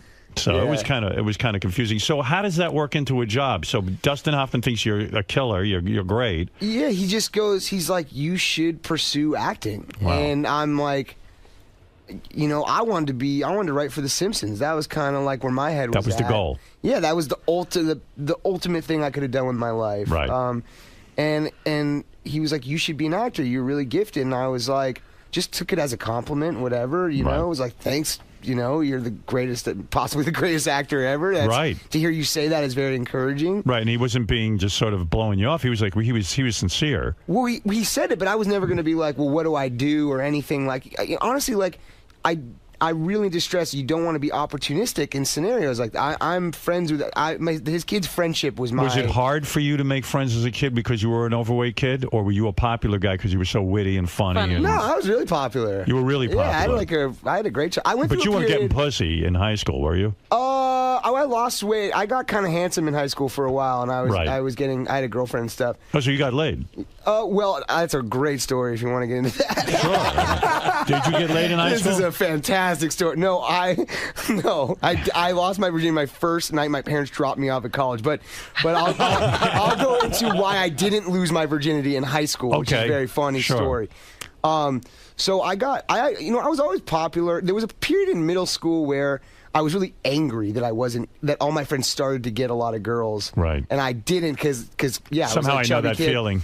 Yeah, but mine. I've never been an angry guy, but it manifested in anger. Right. And so I was kind of a dick for like a couple years, and then I got past it, and then I got kind of handsome in high school, and girls started to like me, and I got this really cute girlfriend. I was really psyched. Right. And you're like, wow, I'm happening here. I was like, this is cool, you know, because Where did you grow up? I grew up in Los Angeles, California. Los Angeles, right in the middle of the city. So so we had this plan that we're gonna like have sex on prom night, you know, like a John Hughes movie or something. You know?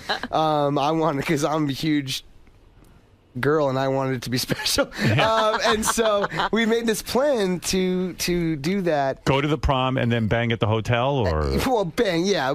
You know, make love. Make love. Right. Make love in the car. George, maybe? can you say make love? Make love. Yes. So we go, and I get like blackout hammered with my friends, like real drunk. Yeah. And we go back to my room, and I threw up into her mouth while we were That's and disgusting. she slept. So not only did I not have sex, but she slept with my friend's girlfriend, like in their room. So it cock-blocked him as well. Oh God. And then my losing my virginity story is crazy. Well, why couldn't it happen the next day? I can't even be here for 4 minutes without divulging every piece of information. Yeah, but why didn't you bang her like the next day? She was sleeping in another room. Honestly, just we lived with our parents. Like it was like it was prom night or no night. No, it was not even that. It just circumstantially, it never like came to fruition. How far did you get with her? Did she give you a hand job? Yeah. Oh, she did. Okay. Yeah. All right. So you'd had a hand job. Come on, Howard. All right. Oh, hey, listen. I don't know what your story is. We're just trying to feel each other out. Trying to see what the kids were doing back That's then. right. Yeah, sure. What are you kids up to? So you go to college. The first night at college, you get laid. Yeah. Look at you. What college did you go to? Well, I went to Boulder for one semester. I wouldn't call it going to college. Boulder's not a college, is it? Honestly, it's just like a drug and snowboarding factory. Were you a bad student? Is that why you had to go to Boulder? Well, no, I was so man, I'll tell you, during this angry, fucked up period during like 7th, 8th, 9th grade, I went to this school that I didn't really like very much. Right. And I was going through a hard time personally with like my mom was sick or whatever. Right. And she die? No, she's alive. She's all healthy, thank God. Yeah. And I was like bummed that I wasn't getting any girls, and I was a dick. Right. And so I did really poorly in school. And then I went to this other school, made all my best friends, got straight A's. Right. But my 9th grade grades were literally Fs. Right. So I got like A's and then all Fs, and it all factored together to like a 3.0 as opposed to like a 4.0. So for you, it's Boulder. So I get into Boulder. All my friends are going to like fucking Georgetown and shit. And I'm going to Boulder. It's embarrassing. And I get there. I'll get to the good stuff. Don't worry. So I get there. My parents are there. It's the first night. Like my parents aren't leaving for like 3 days. Right. They're going to hang out. They really are into you. Yeah, my parents like me a lot. Right. We're real tight. They're going to college with you. Yeah. And I remember I smoked cigarettes at this point, and I really didn't want to go to Boulder. And I was like, you guys are making me go to college. I just want to write comedy. Leave me the fuck alone. Like, this rebellious thing.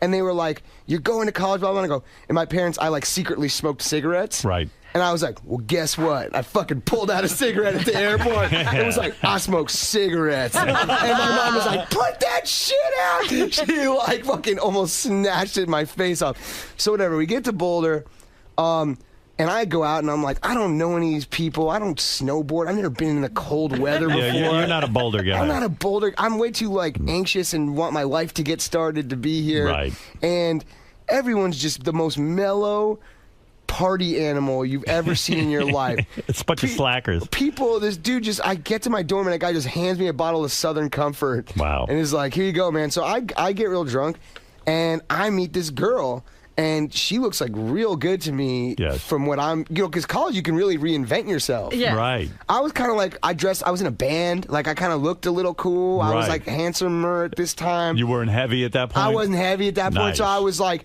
I was feeling like real good. So I meet this girl and it's on and we like have sex, right? Just like that. Like, yeah, it just But goes you were down. drunk. I was drunk, so I don't remember it. And I mean, I remember it, but I remember it actually. You put it in and you come in like 2 seconds? Probably. I imagine it wasn't a long affair. Yeah, right. I know the feeling. I still do that. So I wake up and I'm like, oh man, there's like this hot kind of girl next to me. Right. And I later learned that this was not a sign that you should be with someone if they have she had a Playboy insignia, like not tanned, like, you know what I mean? Like, so everywhere her body was tanned except for the Playboy insignia on her. That's an odd girl, right? Well, it's just That's not scary. odd, but it's not like, hey, this wasn't her first time doing this. Right. And what's she doing with the Playboy insignia That's anyway? what I'm saying, yeah. She's trying to be a playmate. Yeah. Right. So we wake up. My roommate's freaked the fuck out. He's an ROTC guy. Who's He not, probably thinks you're a stud. He thinks I'm like awesome, but also like he just wants to do homework and be in the ROTC. Did you think college was going to be like this every day now? Were you under that impression since you had never been to college before? You were probably like, wow, you go to school and you get laid every night. Honestly, that's kind of what Boulder is like. Like, honestly, the guys I know who I got the fuck out of there because I'm like, I need to get a job and like start being a man, or I'm going to be a drug addict and a crazy person. And a lot of dudes I know who stayed there are drug addicts. They chill out in Boulder and they trip balls like every day. Wow. And so my parents show up. Yeah.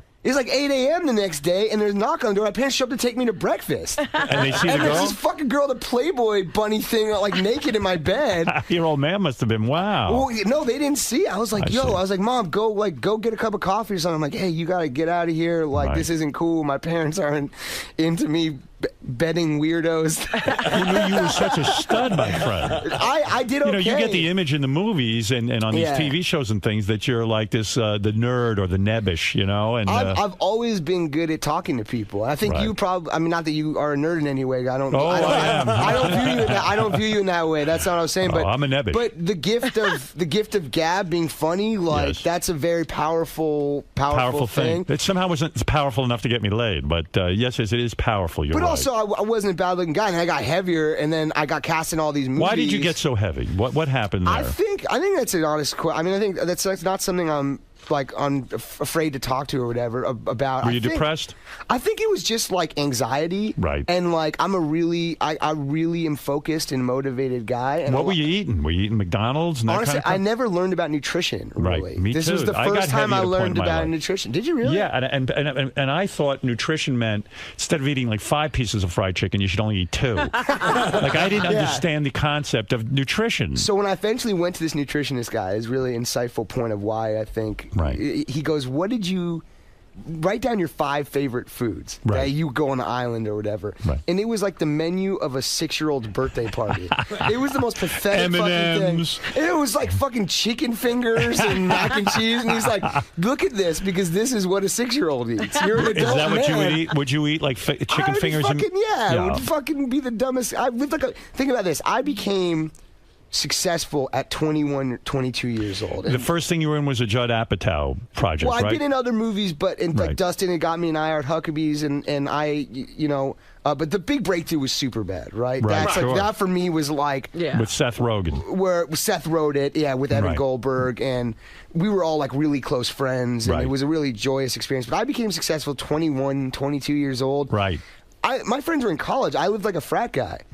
I didn't have a nice place or anything. Seth and I lived in the same apartment. We fucking had a bong was our like lamp. He moved out and I moved into the apartment. So you were in Boulder. You transferred to a good college, and then how New school here in New York. New school in New York, and then how soon do you start getting acting jobs while you're in college? No, well, what happened was I got, so then Dustin, so it was like I go home, he gives me this compliment. Right. And then he calls me one day and he's like, I'm interning for my friend's older brother. Right. I was making boxes for him. He worked at like a music company. It was like me and like 10 dudes in a basement making boxes. And you get this call from Dustin Hoffman. So high every day at work. Oh, dear. All you had to do was just fold boxes. It was like the dumbest job ever. What would you do, weed?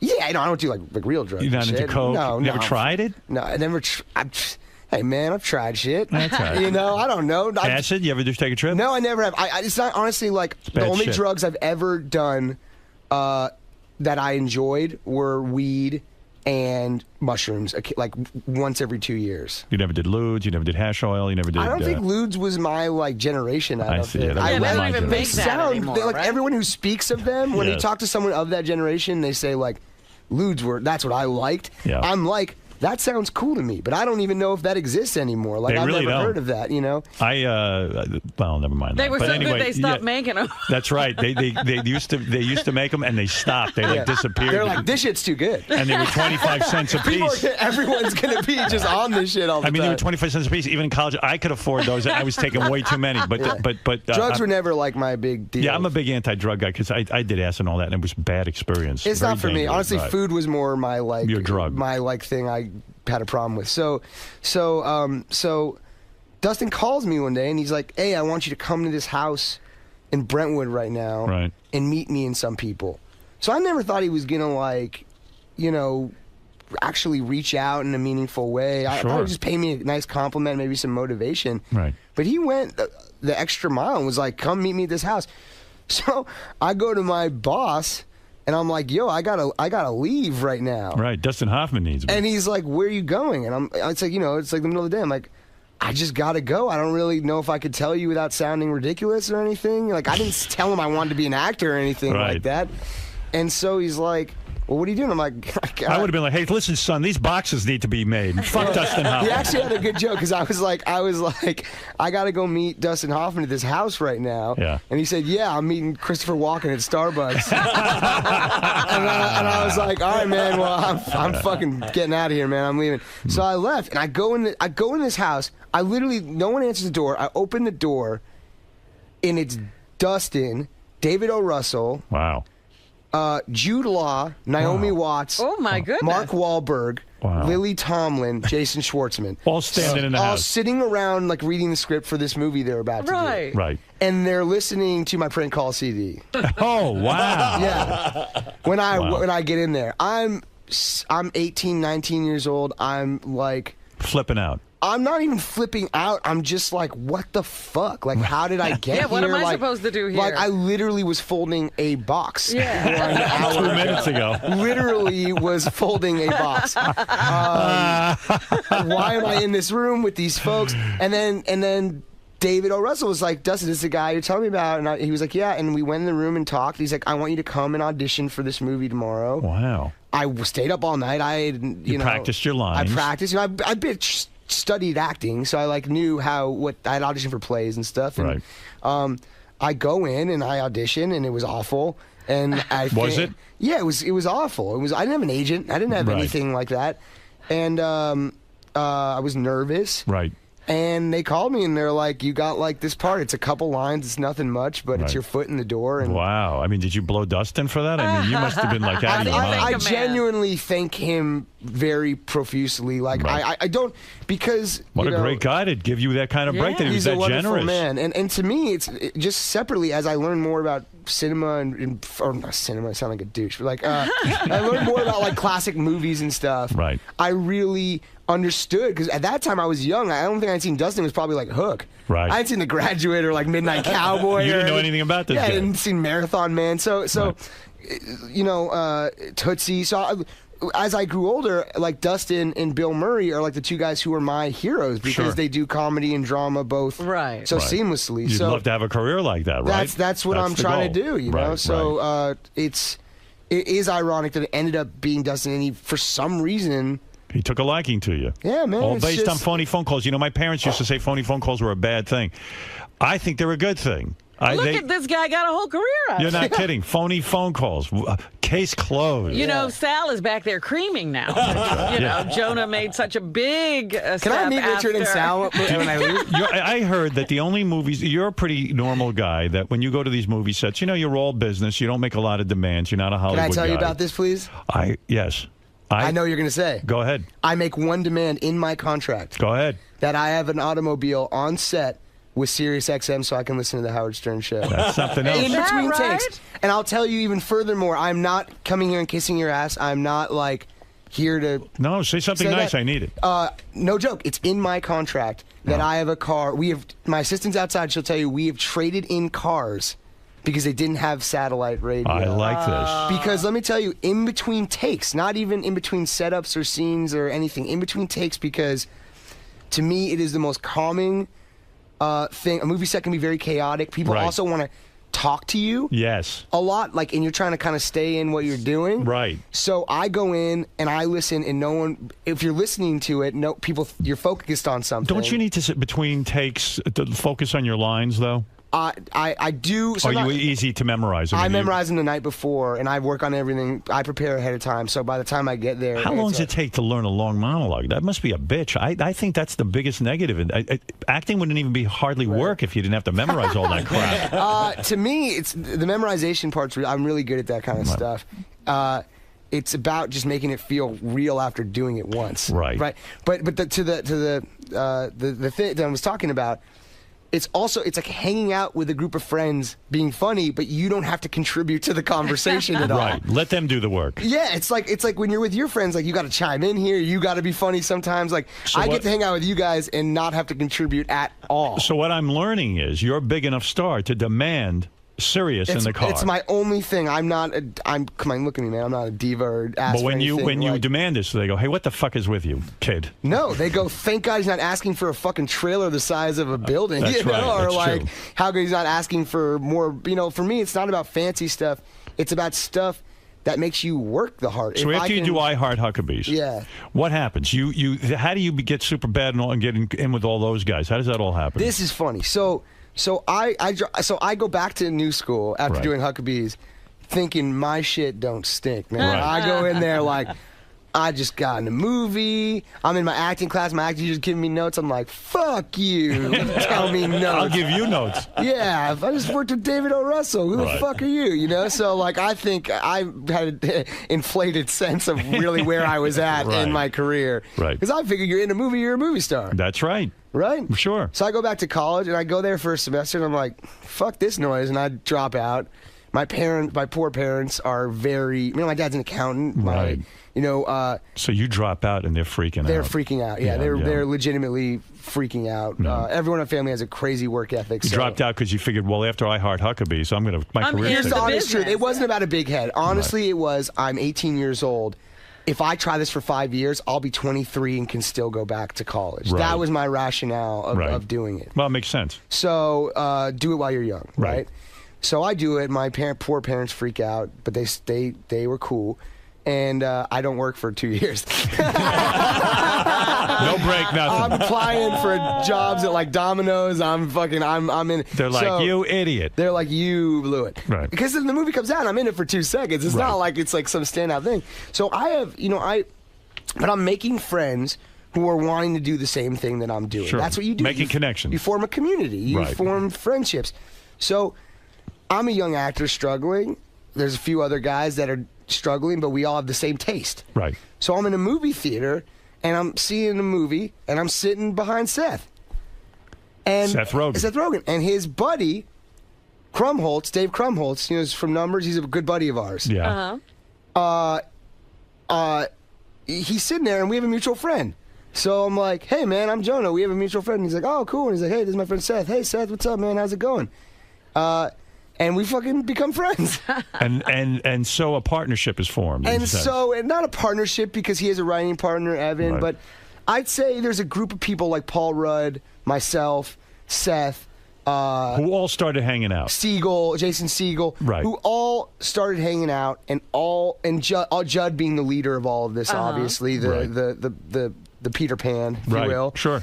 Who believed that we can make different kinds of comedies than were being made if we ever had the power. And Judd was the only one who it looked like was ever going to have any power. Because he could write. Because he had some success. I mean, he wrote for Larry Sanders. He wrote, some of the, Larry Sanders to me is the ultimate thing you could strive for comedically. That's right. Because it had a tone of honesty and drama with the comedy. It was amazing. It's a masterpiece. Right. Hank Kingsley is the greatest character in the world. Exactly. Right. Yeah. Yes. So that's the kind of shit I liked. I liked stuff that was a little more rooted in reality and not like a dude running into a glass window. So a random meeting in a movie theater leads to this incredible career and then a field. week later, they call me and say, do you want to audition for One Line in the 40-Year-Old Virgin? Right. As the eBay store guy. And the line was written as, can I buy a skateboard? Yeah. And I go, sure, man. I know Seth now a little bit. I call up Seth and say, hey, I'm going to come in and read or whatever. We're all trying to make it. Like, no one's made it yet. So you guys were unusual, too, because... Judd hadn't made it. Yeah, but you guys were unusual because you guys are very natural on screen. One thing I'll say about you and Seth and Judd's kind of comedy, it's all very kind of natural. It doesn't feel forced. But that's why people assume we're our characters. That's kind of where that thing comes into play. Yeah, you pull it off. Well, I appreciate that. So things start to break for you.